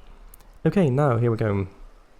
Shardas, did you read the rest of my message beneath the huge one? I have no idea. I've only got such a tiny little chat box over here, and it's... You mean the one about developer's test map with cubes placed? Yeah, I did read that one. It also keeps jumping around, so it's hard for me to... I might have missed it, but I don't think so. Oh, hello, Mr. Snipes. Welcome. Ahoy, Captain. Ahoy, me hearty. Been so long. I can't hear you. Ahoy, Captain. Oh, yes. This game is beautiful, as you have to navigate and hope and pray you were right. Pretty much.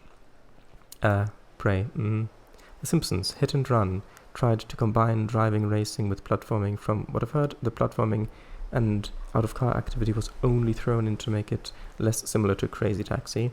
But first and foremost, it was the driving racing game, as it was designed as that from the start. Back in 2021, I did start to develop an idea for a similar game with own characters, of course, but where the focus is betterly distributed between these two gameplay aspects. With a UK-like setting, even already started making assets for it. Kind of called, yeah, that's the Fanny and Maddie. But eventually, I'd love to probably crack down and continue work on it. Crack down? What do you mean? I'm not sure what you... I'm not sure that to crack down on something means what you think it means. So far, I've basically just got a couple of roadside furniture items. Telephone booth, litter bin, postbox, speed camera, Belisha beacon found by zebra crossings, traffic cones, wet floor cone, that's basically it. But yeah. Also thought of possibly exploring these characters and world in comics beforehand, maybe? Wrote around 44 pages of a pilot set in the universe, but I just didn't have a strong story idea, so the whole thing seemed a bit uninteresting and aimless. I can only suggest starting with broad brush strokes and then getting finer and finer with detail, as pretty much with any creative project. I don't know. We'll have to try some stuff with it still. Maybe do a second attempt. We'll see. On the longer voyages, you can sleep while traveling, but while you are asleep, many things can happen, if I remember. Yeah, I mean, even on the voyages between the islands, even if you're not on the open ocean, like even just within the archipelago, you can still sleep. It's just you've got to make sure that you're actually facing the island you're going to, and then if you just wake up at every opportunity you can and see if you can spot land anywhere, which at night is difficult. But yeah, you can sleep. Although it would be nice to have a bit of a larger ship where you can actually decorate the interior as well with some furniture and lanterns more and stuff like that. Although my guess would be that is still a really long ways away if I don't want to. I mean, I don't know if this stores the data in like a player prefs file or something like that. If it does, then you can quite easily cheat in money, but because if someone's only playing it like maybe once a week, if it were a weekly thing, then it would still take ages to make any enough progress to buy a ship like that, probably. But I can have a look and see how expensive it would be.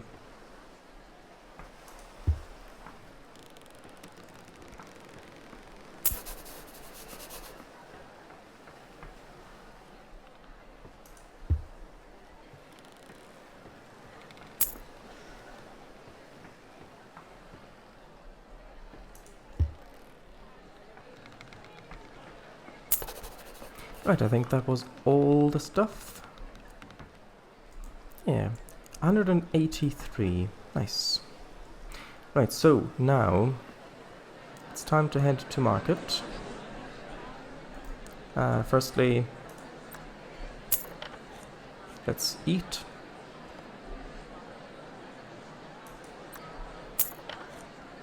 I know that you can buy grain, but I've no idea how you would turn that grain into bread in this game.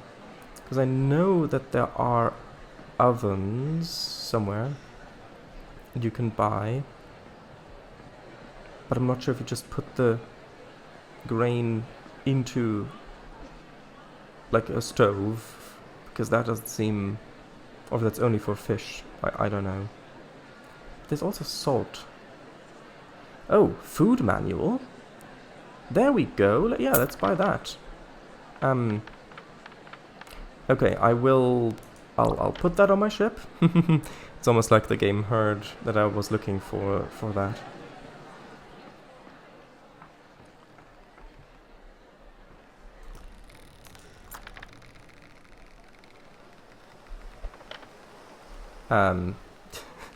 Yeah, you can stay back there, that's fine.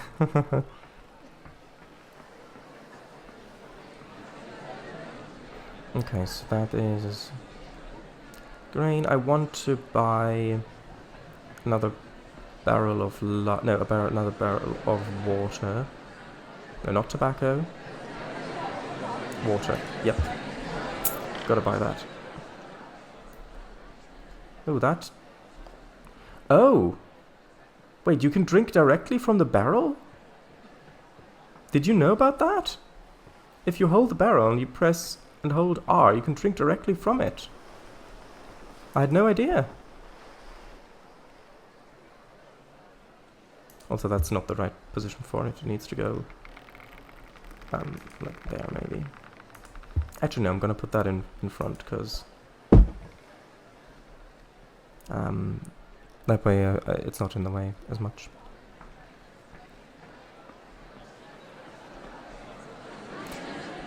Okay, we've got plenty of food still. We've got 130 coins. I did want to buy... Actually, maybe we should... I just don't have enough for this map, the ocean map. But yeah, like here, the spyglass costs 457. And this spyglass 219, so that is quite expensive.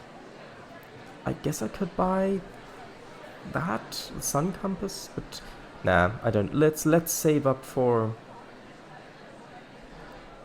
other stuff. I will have a quick look at the price of the big ship, which, if I remember correctly, was something like 1,700 coins. Although no, wasn't it a different currency? Because there are different coins that all have different conversion rates and stuff. Let's have a look. What does this say? For sale. Yeah, that's 75 gold. But that's different. Yeah, gold lions. Wait, was it lions? Yeah, gold lions. That's the currency you'd need for that. So now if I head back and see what the conversion rate is. So I mean 75.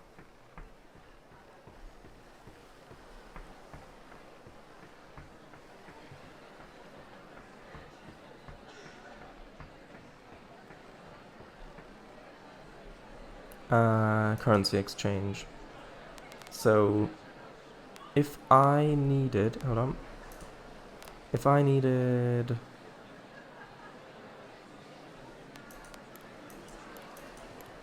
wait, can I not? Oh, I can't even. Oh wait, no, like that.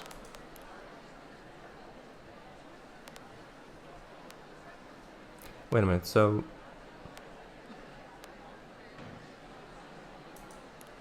there we go. Okay, so 75 coins, 75 gold lions would be 2,000. Yeah, I knew it was something with 2,717. So 2,717 of the coins that we've currently got, and we've currently got 113. Well, 130, sorry. So yeah, that is definitely a more long-term goal sort of thing in this game. Also, I've just seen that it is now 10 past midnight.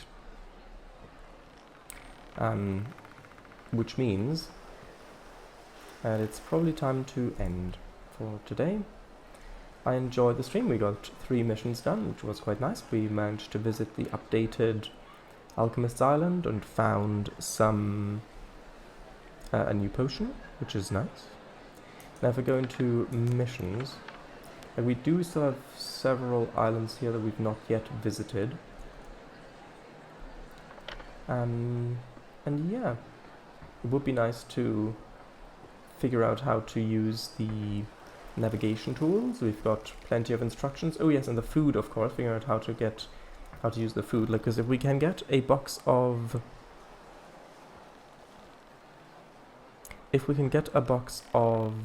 grain and then actually convert that into bread, that would probably be far more efficient than buying the finished food. So there was chat.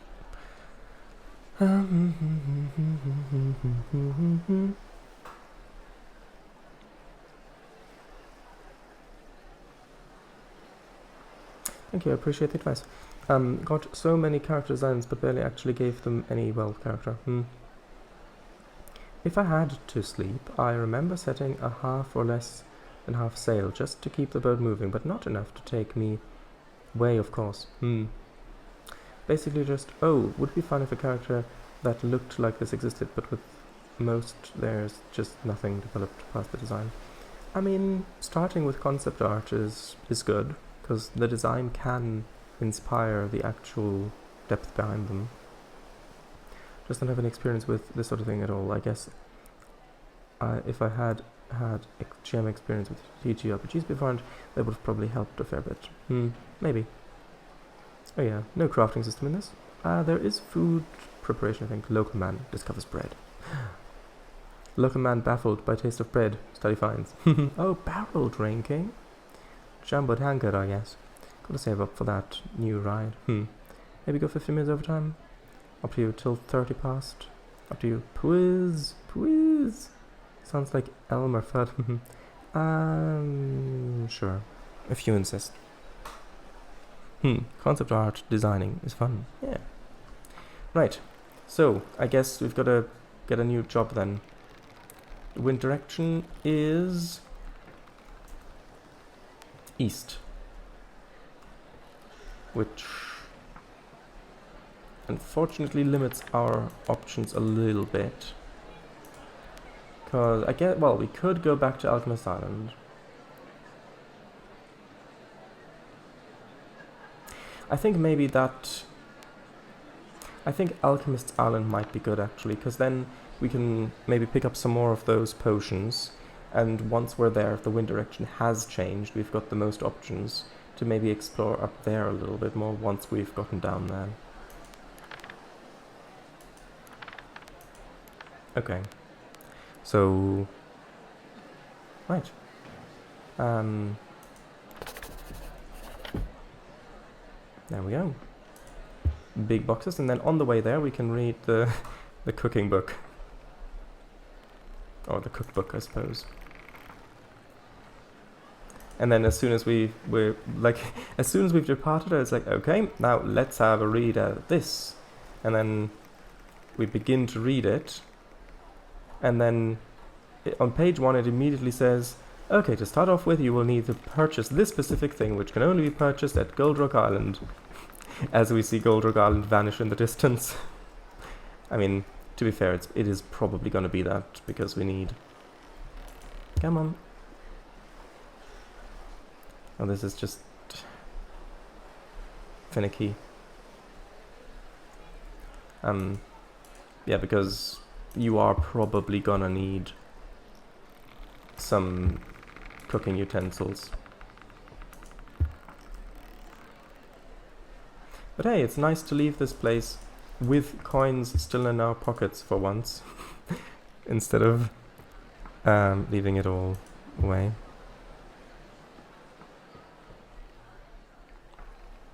Right, I need to turn it like this. Turn it like this. And then can I place it, maybe? No? Because it's a bit bigger than I previously thought. And there we go.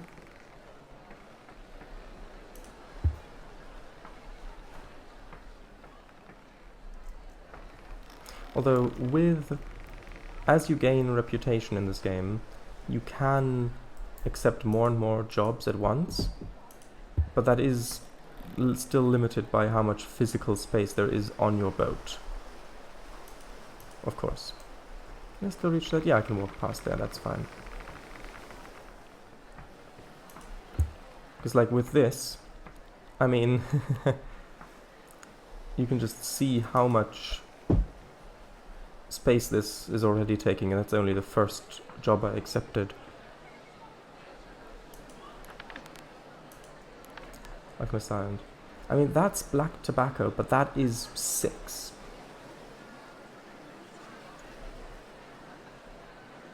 Distance 39 miles, 5 per unit, and how many per mile? I mean, is there something that's more? I mean, that's also 6. That's 4. That's 0.75. I'm gonna get the oranges first, because those are probably gonna be a bit easier to store, and the price difference isn't that big. So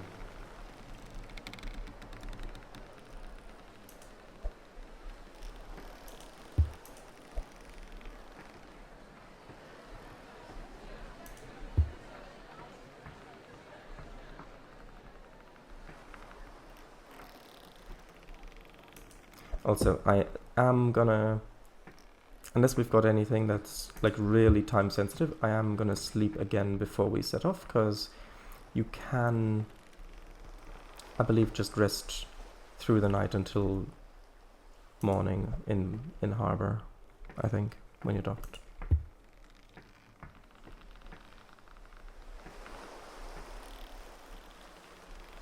Now how am I gonna store? I guess I'm just gonna store this over here. Yeah, I can walk past there, that's fine. Now, is there something small I can accept, like mail? Nope, that's 6. Actually, that's only 2. Blue tobacco. Sure.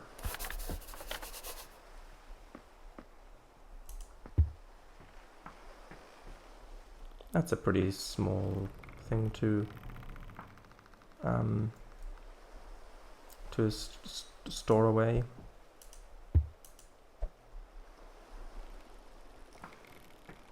I don't know, could we accept another mission after this? Because if there, I mean, we probably still, I don't mean mission, I mean, well, I do mean mission, but like on this, for this voyage, like, do we have the reputation to get another mission for this voyage? That looks not safe, hold on. Maybe down on the floor here would be better. Come on. Come on. There we go. Then maybe turn it slightly. There we go. Right. Could we, like, if there is mail, I guess I could pick that up as well. There is banana, that's 6. Nope. Silk, that's 3. That's too much. That, nope. Yes, mail. There we go.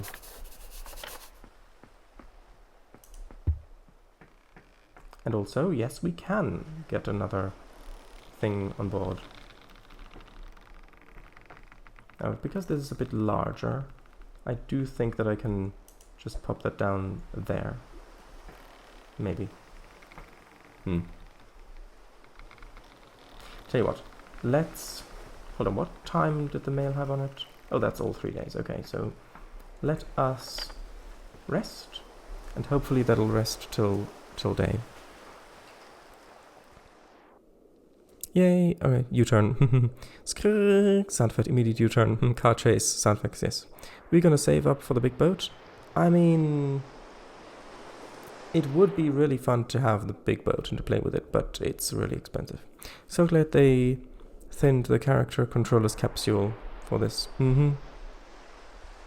Worth it though. Whoa! Wow, due in 3 days. You may not sleep right now, there are monsters nearby. Oh no! Would be nice if you could customize a sail too in this. I think you can customize stuff. Like Charter's Logistics or something. I think you can customize stuff in the dry dock over there, but I've never played with it. Okay, so... Wait a minute. Wind direction... North by north...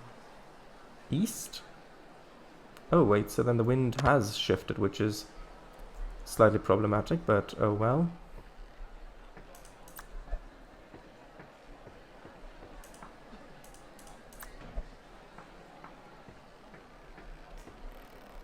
I need to put that over to the side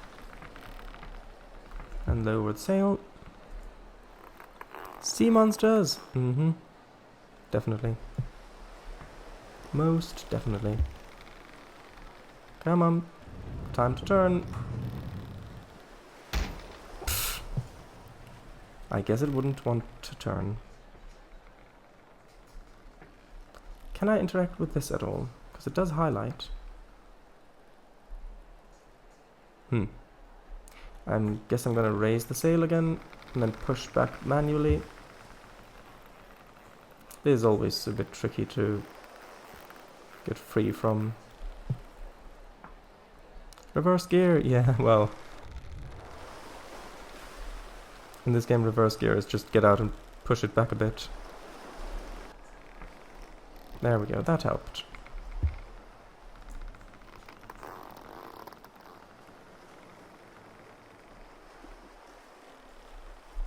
Okay. Right, so the wind direction is facing to the left. We need to go pretty much directly south, which means again just out in this direction basically.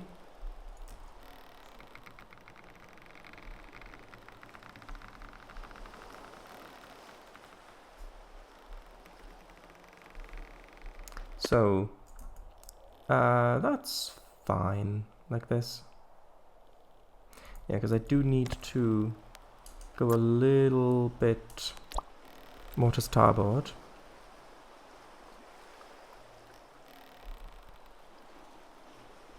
But I guess we can do that once we're past the rocks. Right, so, the cooking thingy. Right. Nutrition and Food Preservation Guide for Sailors. So, nutrition. To stay healthy, you need to ensure the proper quantity of nutrients in your diet. Protein found in meat and fish, vitamins found in fruits and vegetables. Oh, does it actually separate? To maintain optimal health, it is recommended to eat at least one fruit or vegetable per day and one piece of meat or fish every few days. With no protein or vitamins in your diet, you will be able to survive for up to 3 weeks. I see. Food bar icon showing vitamin deficiency. I see. Oh, I guess that is telling you what you're supposed to eat, maybe? The icon next to your hunger bar will show your current nutrition status. Yes, I know, but I know, I need, stop blinking because I need to finish reading this. Thank you. Meat icon if you're missing proteins, orange icon if you're missing vitamins, or cheese if you have enough nutrients. Okay, right. So that was chapter 1. Now it's time to drink a little bit. After that chapter. I meant you may not sleep now, there are sea monsters nearby. Oh right, reverse gear. Oh, buckle up, let's go. Actually, I need to refill that. We also need to eat a little bit. Come on, just highlight the box down there. Somehow that got pushed the other way. Oh, come on. Can you not? Can I? There we go.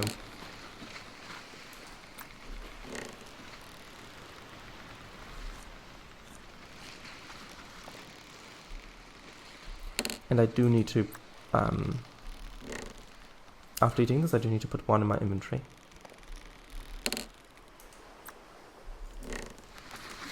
There we go. Right, now, let's continue. Well, no, let's not continue quite yet. So we need to make a minor course adjustment, I do believe. Because we need to head directly south, which is a little bit more to the right. Just sort of there, I think. Yeah, actually a little bit more.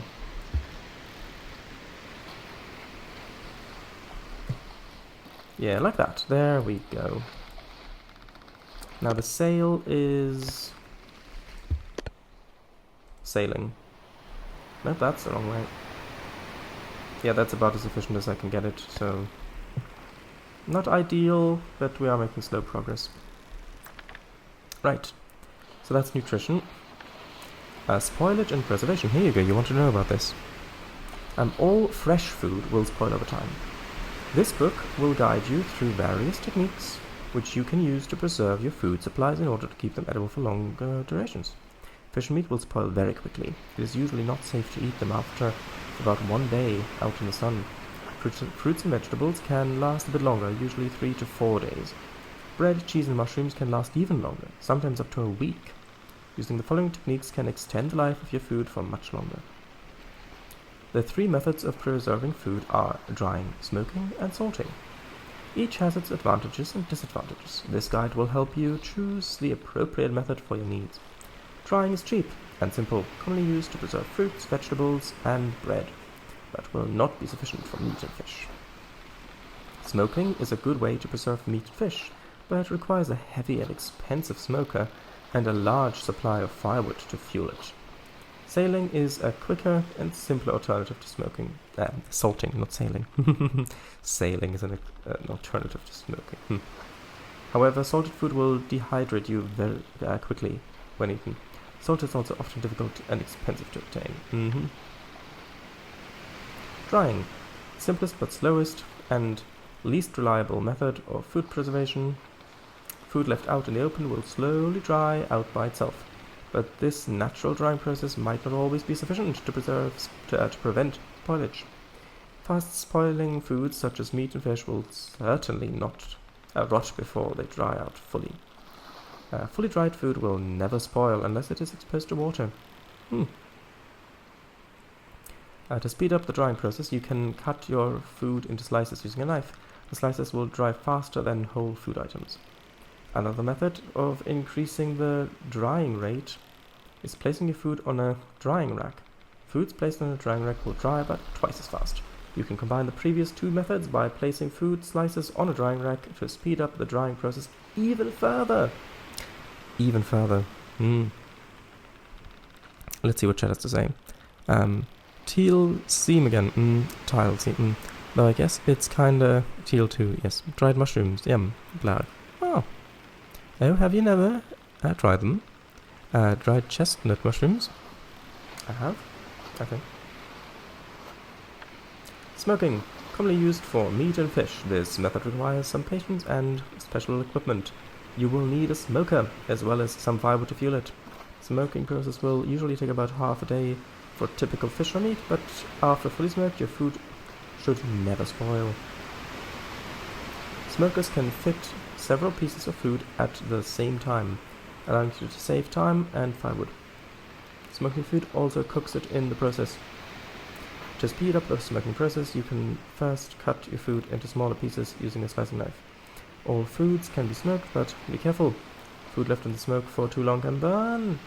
This especially applies to small items such as fruits or sliced foods. Right, I do gotta go. It's past. Thank you for the company. Alright, bye, sis. I'll you both. See you tomorrow. Good night. Yep, see you tomorrow. Good night.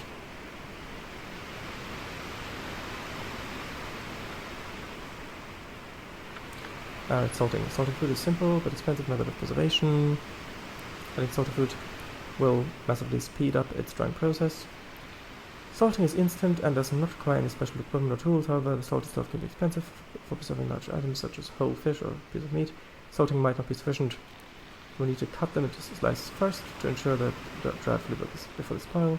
Smaller foods will dry out quicker and require less salt per item.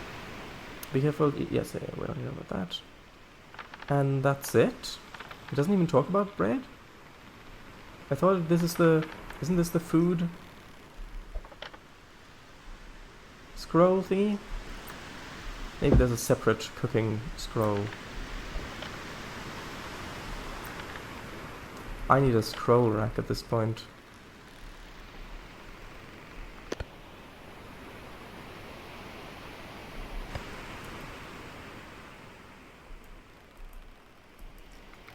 Maybe there's a separate article about bread? Maybe.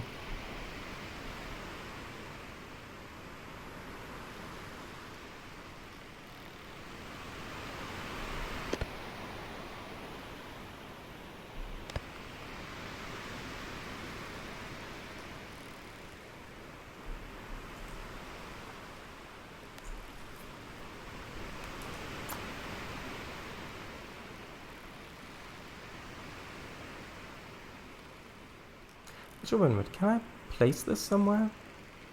I thought something lit up green just then. Oh yeah, there was a little...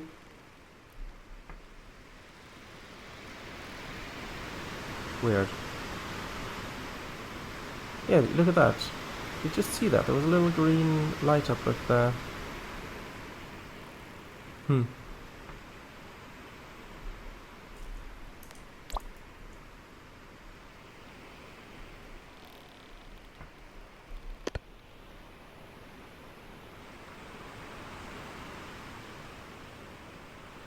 Bread, the 5 different varieties, and how to tell them apart.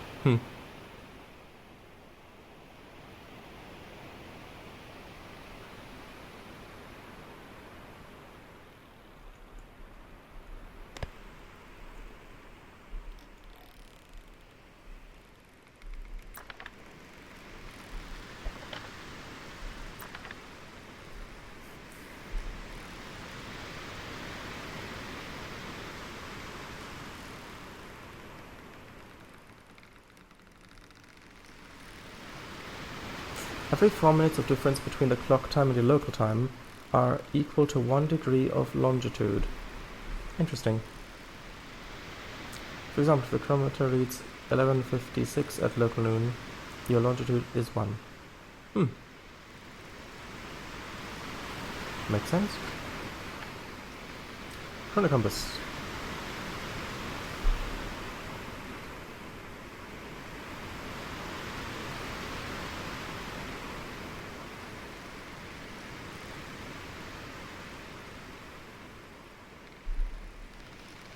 Interesting.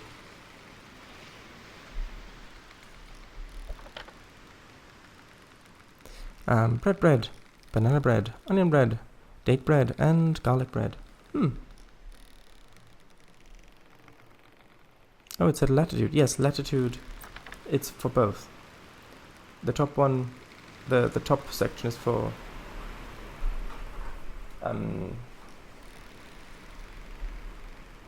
hold on, where did it say that? Both, yeah, both your latitude and longitude, yeah.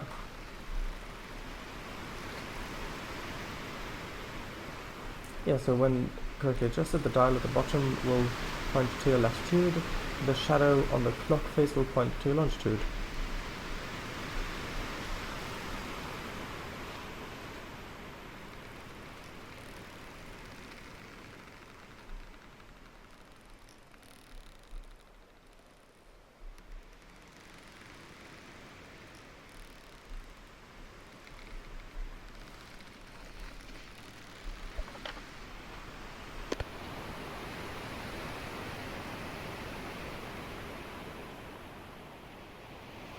Yep, I can see the islands.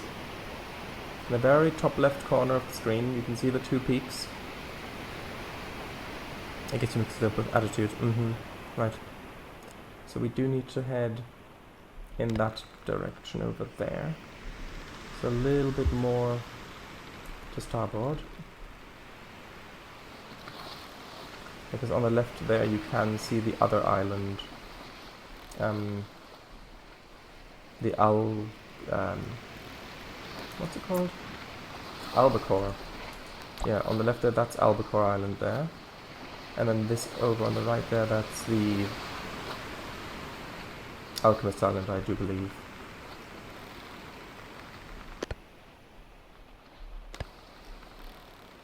Which does unfortunately mean that we're going to have to be sailing a bit more into the wind than I would like. Actually, no. Scratch that first thing. That is in fact a boat on the left. That's not the Albacore Island. I did find it slightly surprising that I could see it from here, especially because it was so flat, but there we go. Yeah, we do need to... Actually... Okay, it's right there. Yeah, so we would need to sail pretty much directly in the direction of the wind to get there. So I'm gonna turn to starboard more than I need to.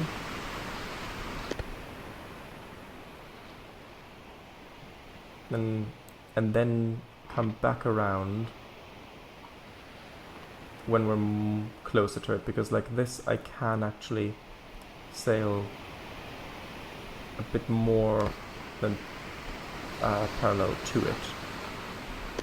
You can see it just on the horizon back there when we're on top. There we go, those are the 2 peaks back there. When we're on top of them, there we go. That's where we need to go.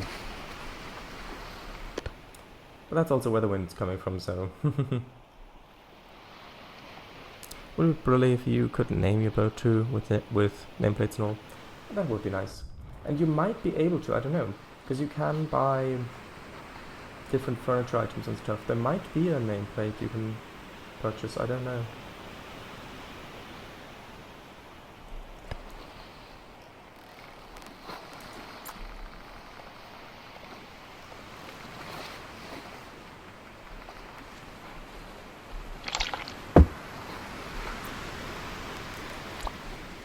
Uses Dauntless.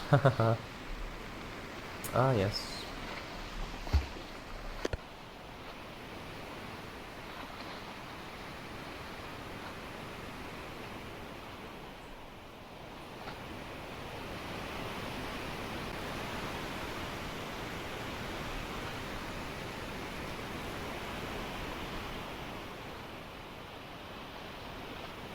That would always makes me think of the Galaxy class from Star Trek Bridge Commander. Yes, that's true.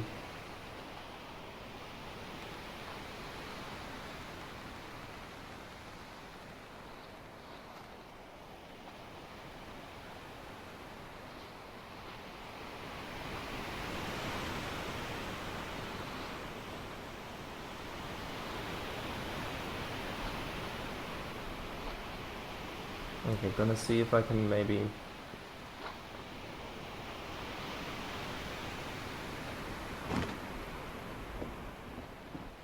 If I just point at it,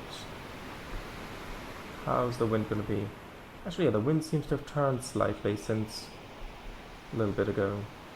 So I can now pretty much head over in that direction.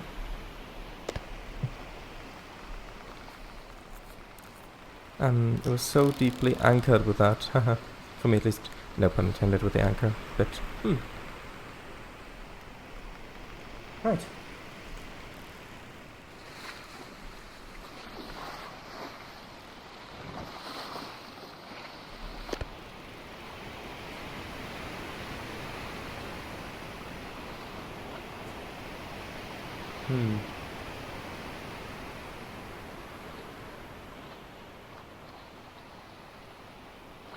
Weird, I thought I just saw a little bit of a bump on the horizon all the way back there. That looks like another little island. But unless there's something off beyond the island in the south, off of this map, I don't know what that would be. It was like right there. Yeah, there, look. That. What is that? That does look like it would be... Yeah, because if this is the Alchemist Rock Island, then what is this? If anything, that seems a little closer than those. I guess it could be Albacore Island, but no. That wouldn't be so close. What is that? It looks like a rock, like sort of like that.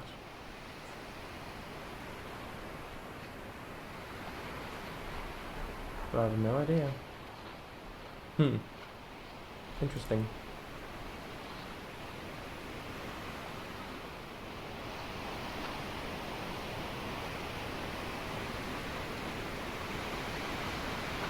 What direction is that? That is pretty much exactly south. And that is pretty much exactly north. So yeah, we are heading in the direction that I thought we are, so that is weird. Unless it's a big island that's much further away than I thought. Like a really, really tall one, but then it wouldn't disappear beyond the horizon as much as the boat goes up and down.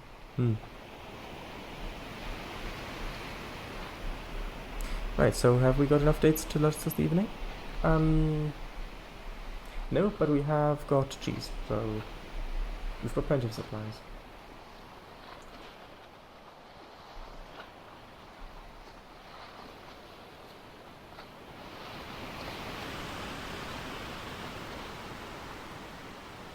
Oh wow, the waves do feel a bit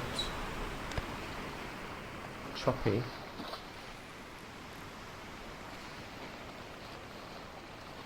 Yeah, look, you can even see it from here now. When we're up on top of a wave. There we go. Look at that. Gosh, it'd be great if it allowed you to install bench seats in the boat to ferry passengers between islands. Yeah, that would be fun. Look there.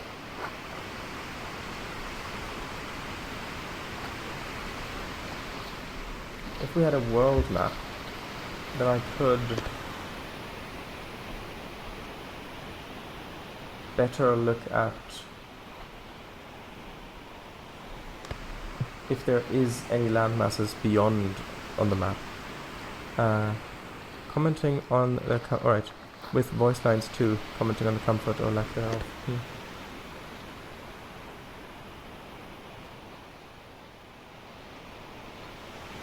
Okay, well I do think that...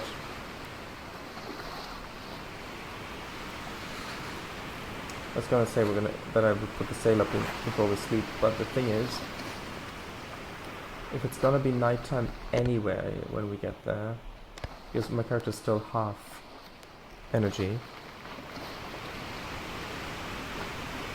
If I were to sleep now, I'd have to put the sail up. But then we wouldn't be able to sleep through the night anyway, because we'd wake up before dawn. Oh yes, these are getting rough. Rough. Yes. A little bit.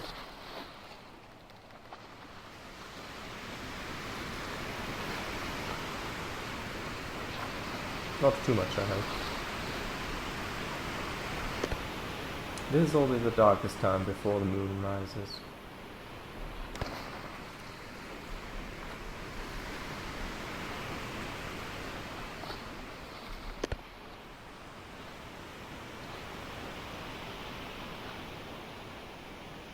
Get the land out after all? A little bit. But even then I can't really see the islands in the distance. I guess the lantern light doesn't really affect them that much.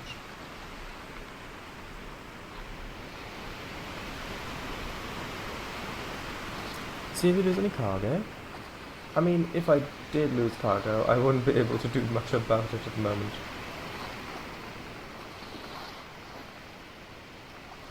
Everything seems pretty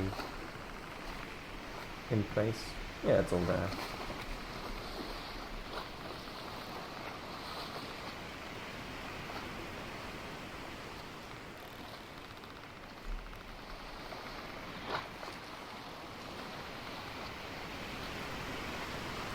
Yep, does look like a grey candle.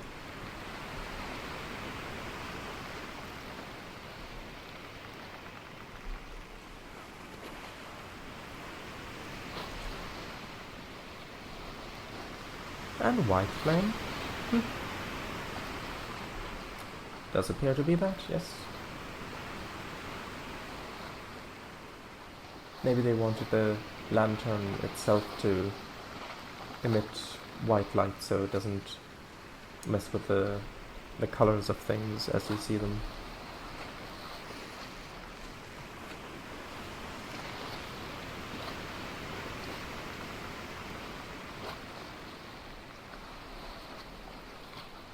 I wonder where that moon's gotten to.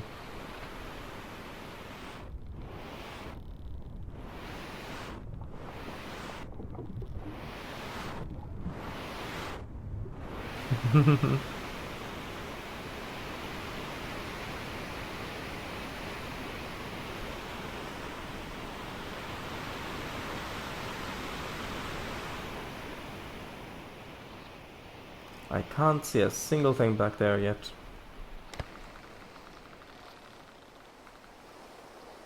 Looks like the candle asset was taken right out of 1950s haunted house movie. Well, yeah, but the particles themselves could be yellow, orangey. Well, yeah, maybe, although I suppose if you see it from further away, if you hook it on something, then it might look more realistic if it were just like a bright light instead of an orange or yellow glow.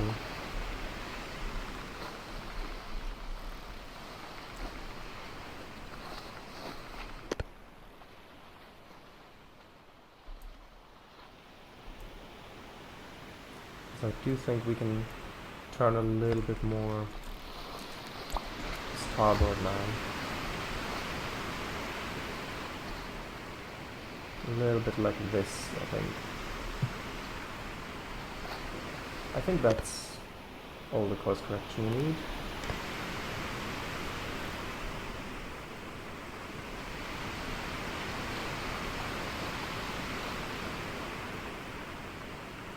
Could have a whiter halo. And touch from further away.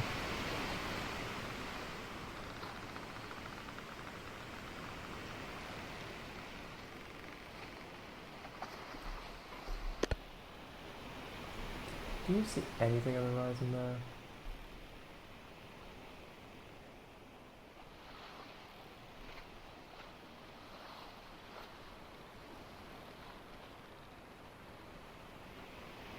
Because I don't.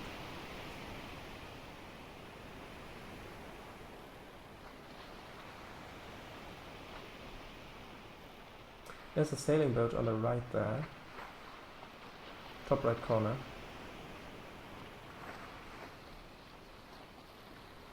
Back there is Big Rock City. Actually, I do see it. It's further to starboard. You can see the little glow in the top right corner.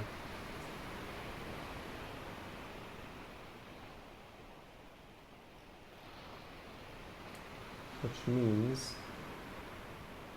we need to head in that direction, which is pretty much the direction that the wind's coming from, unfortunately.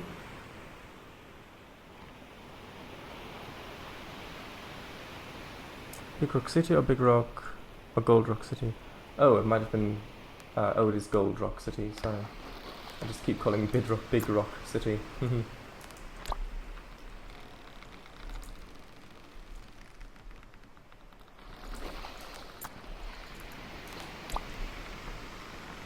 Okay, let's go get some more food supplies.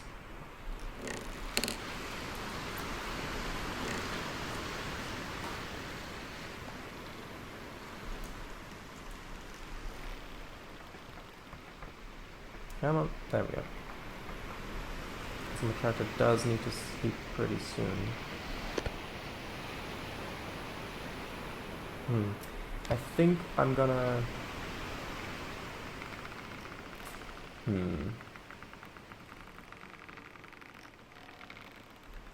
So I don't really want to miss it, so I would have to... Tell you what, let's raise the sail as far as it'll go. And put down the anchor, if in fact I can reach it. Which I'm not sure that I can. There we go. And then release.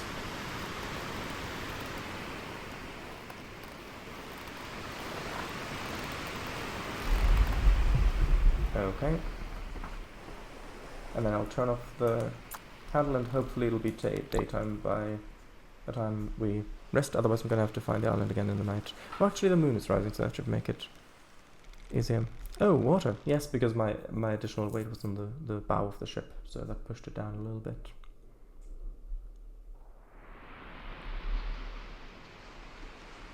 Actually, we should wake up, have a little look, see where the island is at the same position. Okay, good. So we didn't turn throughout the night, which is good. I really hope the cargo will still be there come tomorrow. Yeah, it should be. Unless there's a storm. Dun dun dun.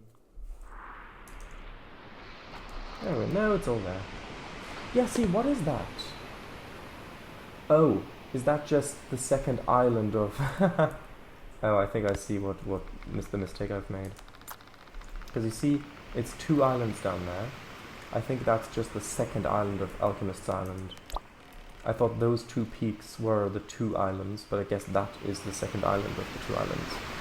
So, I guess that's the mystery solved. Kind of a bit sad that it's really just that.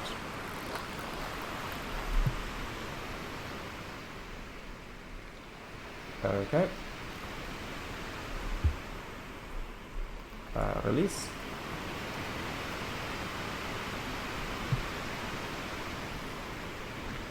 We should be underway. Oh, the anchor. The anchor's not fully raised. I guess I need to raise the anchor slightly more. There we go. Is the ship front heavy?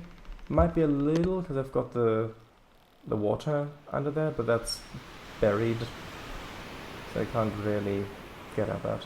I think it's also due to me being at the front. But if you look at it like this, it looks fine.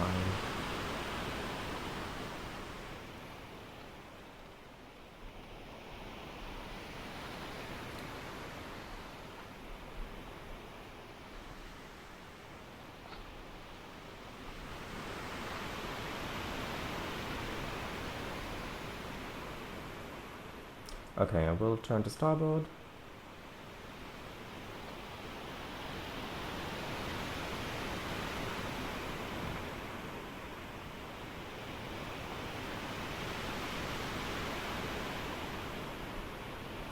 Kind of just like this.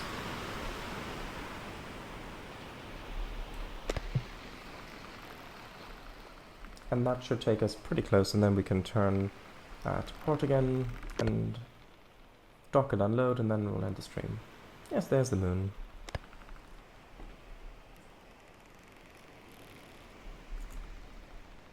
Also, yes, I do need to drink again after sleeping.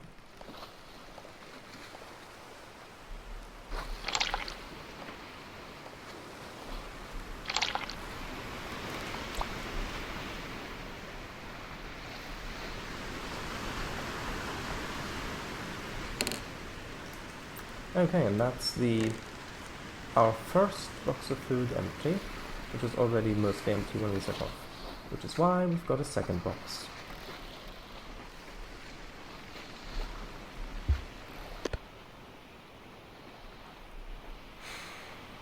Hey, Moon. Say, Moon, you're looking mighty bright today. Yeah.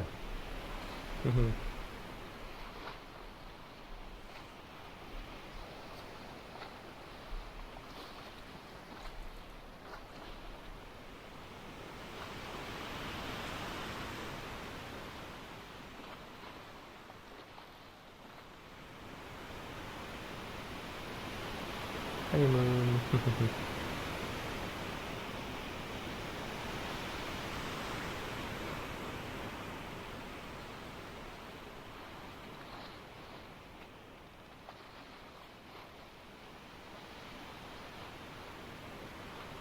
Oh, the community tab says Amichu is still here.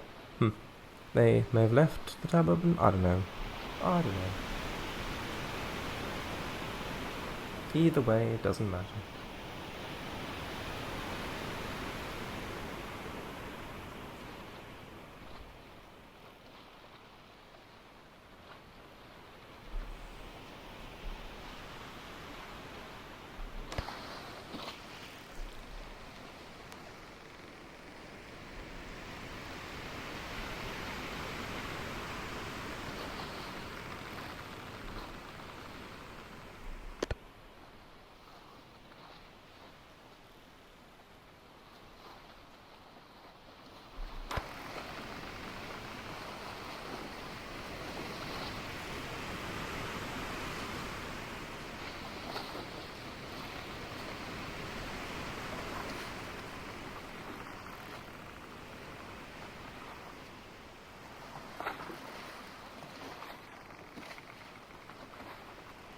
Imagine if the character like tilted and rolled with the ship, like the rotation.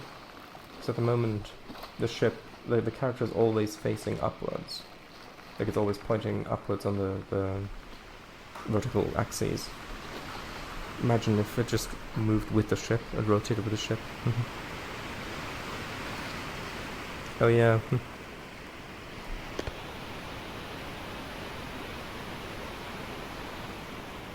Look at this. It's still just pointing. The wind is pointing at the island. So strange.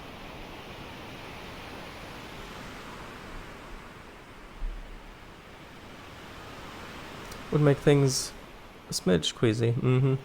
I wonder if the boat's made of coconut palm wood. I don't know the properties of coconut palm wood, so I don't know if it would be good to make a boat with.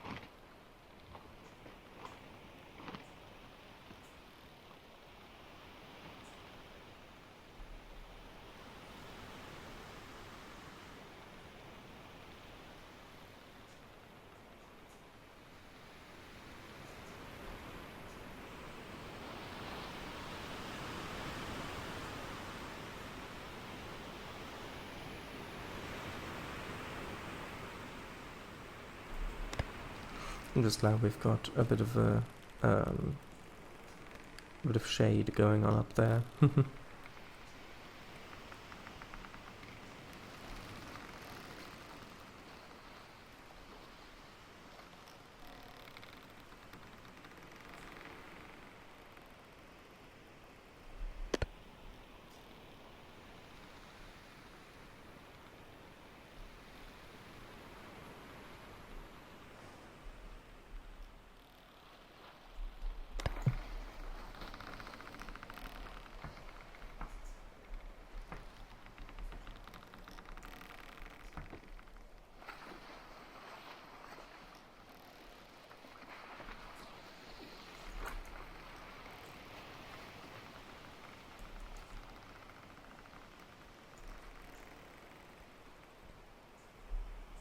Mm-hmm.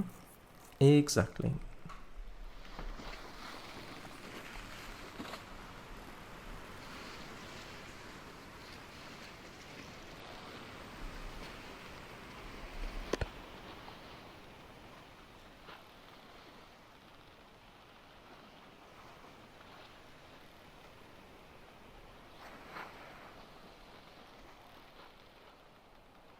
I also don't see anything of interest on the left island. Because it doesn't look like there's anything on top of that big rock there. Hold on.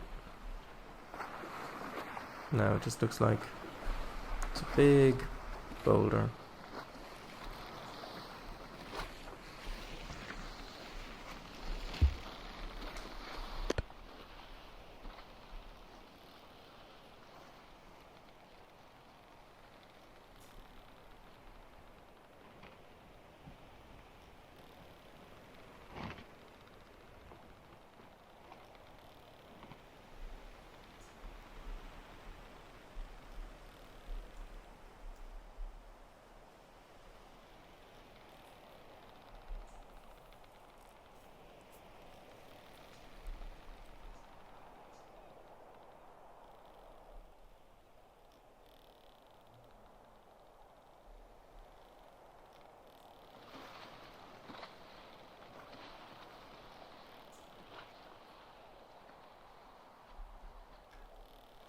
It would be nice if this game had a like a wind, like a boat speed amplification setting where if you want it to be the fully realistic speed, you can leave it like this, or like even if it just goes from like ×1 to ×1.5 or something like that, we can have a slider. That would be quite nice. Because I can see how this can be fun and relaxing and stuff if you're just playing on your own or stuff. If you just want to relax for a bit and enjoy a bit of a slower time to relax. But if you're streaming and people are watching, then if the wind is against you like this, then it can be a bit trying, perhaps.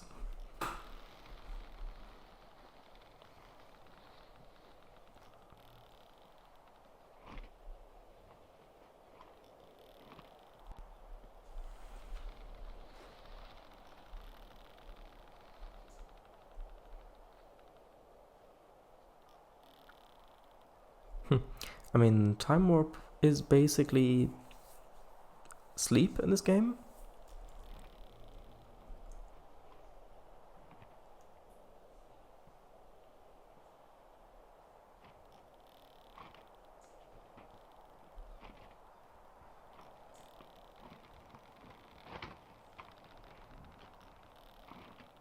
I do like how the physics in that sail look. Like how it wraps around the mast and things. It's probably like a...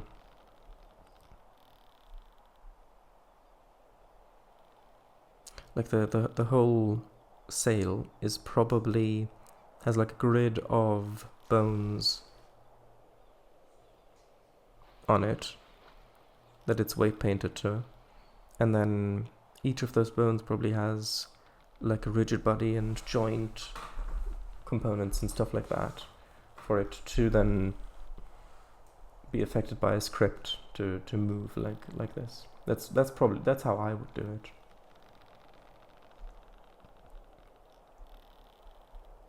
Also, yes, I am deliberately going to go past the dock a little bit, because at the moment the wind is coming directly from it, so if I go past it a little bit, then I can come around and come onto the dock with a bit more power.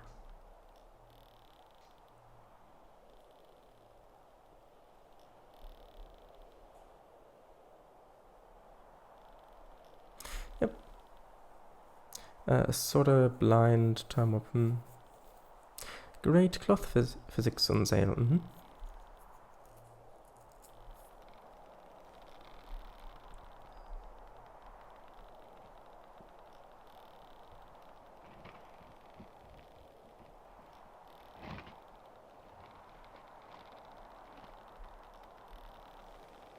Okay, we're almost there.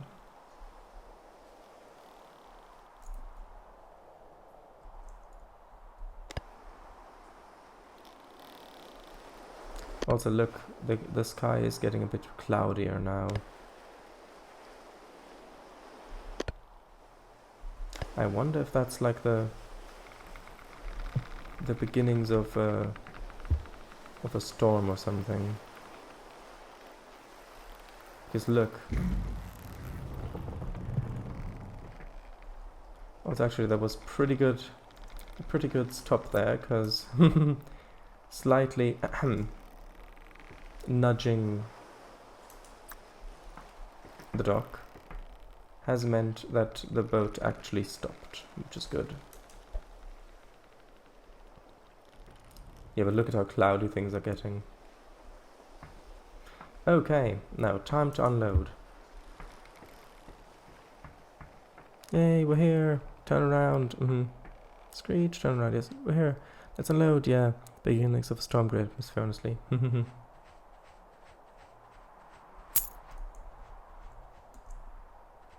Oh, look, they restocked.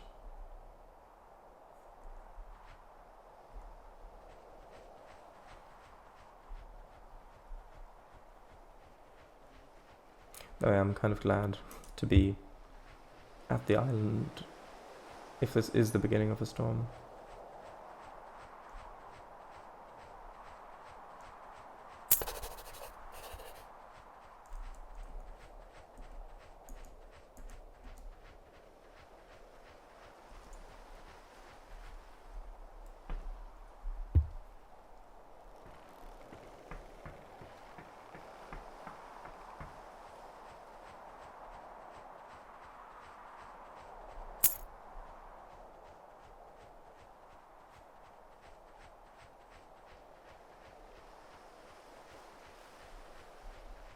Interesting. Do you think I'm... Yeah, that's the wrong thing. That's my food store. Not gonna give that away. Come on. Although I will need to get the empty box out from underneath. Yeah, so at the moment I've got 173 coins. If I deliver this now, am I gonna get paid for it right away? Because it did make a coin sound. Oh yes, I do. So I do get paid for every item I bring over, even if the objective counter hasn't fully registered that I've delivered every item. I wonder if there's a bonus if you bring every item over, or if you just don't lose reputation if you do.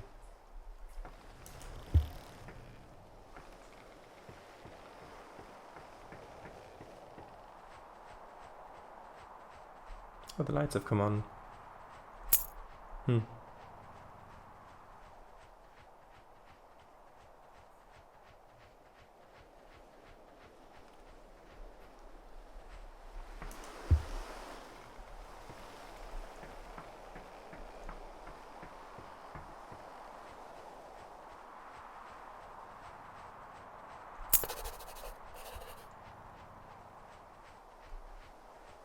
What is that sound?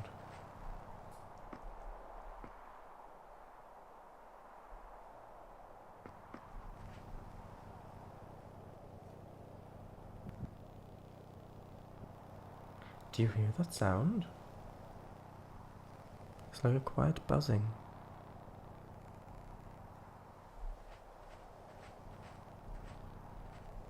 Sounds like it's coming from the lights.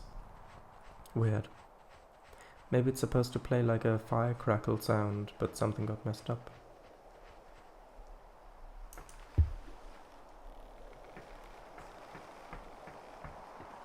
It's a fire sound, no? No, it sounded like a like that. Only very quiet. But it definitely came from where the lights are.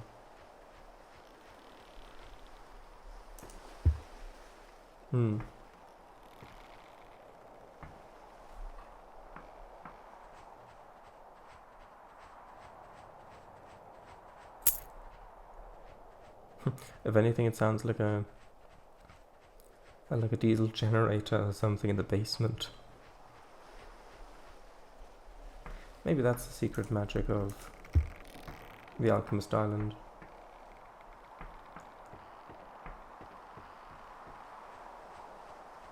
Maybe it loops after 0.1 seconds instead of letting it play in full before looping. Maybe.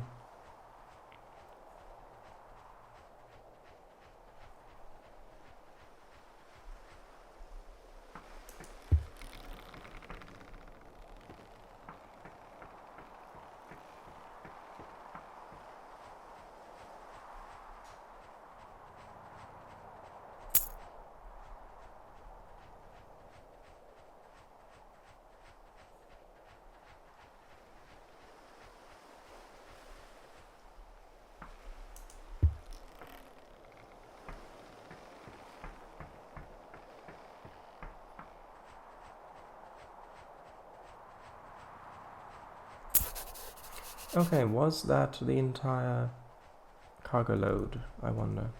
263 we've got. Yeah, that is the entire cargo load. Because that's, yeah, okay, I'm going to take my barrel of water. I'm going to put it like there. Well, like there-ish. Because I can get past there. And like that it's not as front heavy. Also, this is the empty crate. I'm gonna grab that. I'm gonna sell that because that's just added weight.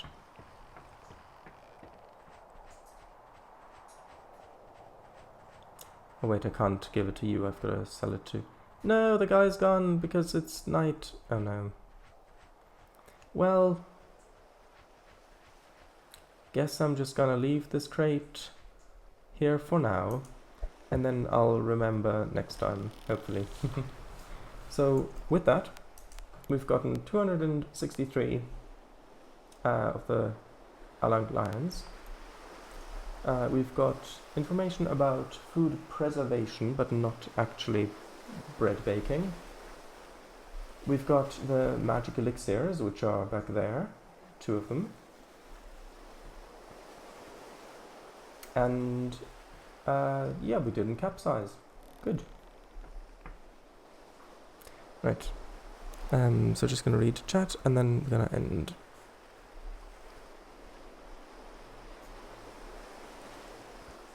That's how I made the AI traffic engine sounds. Yes.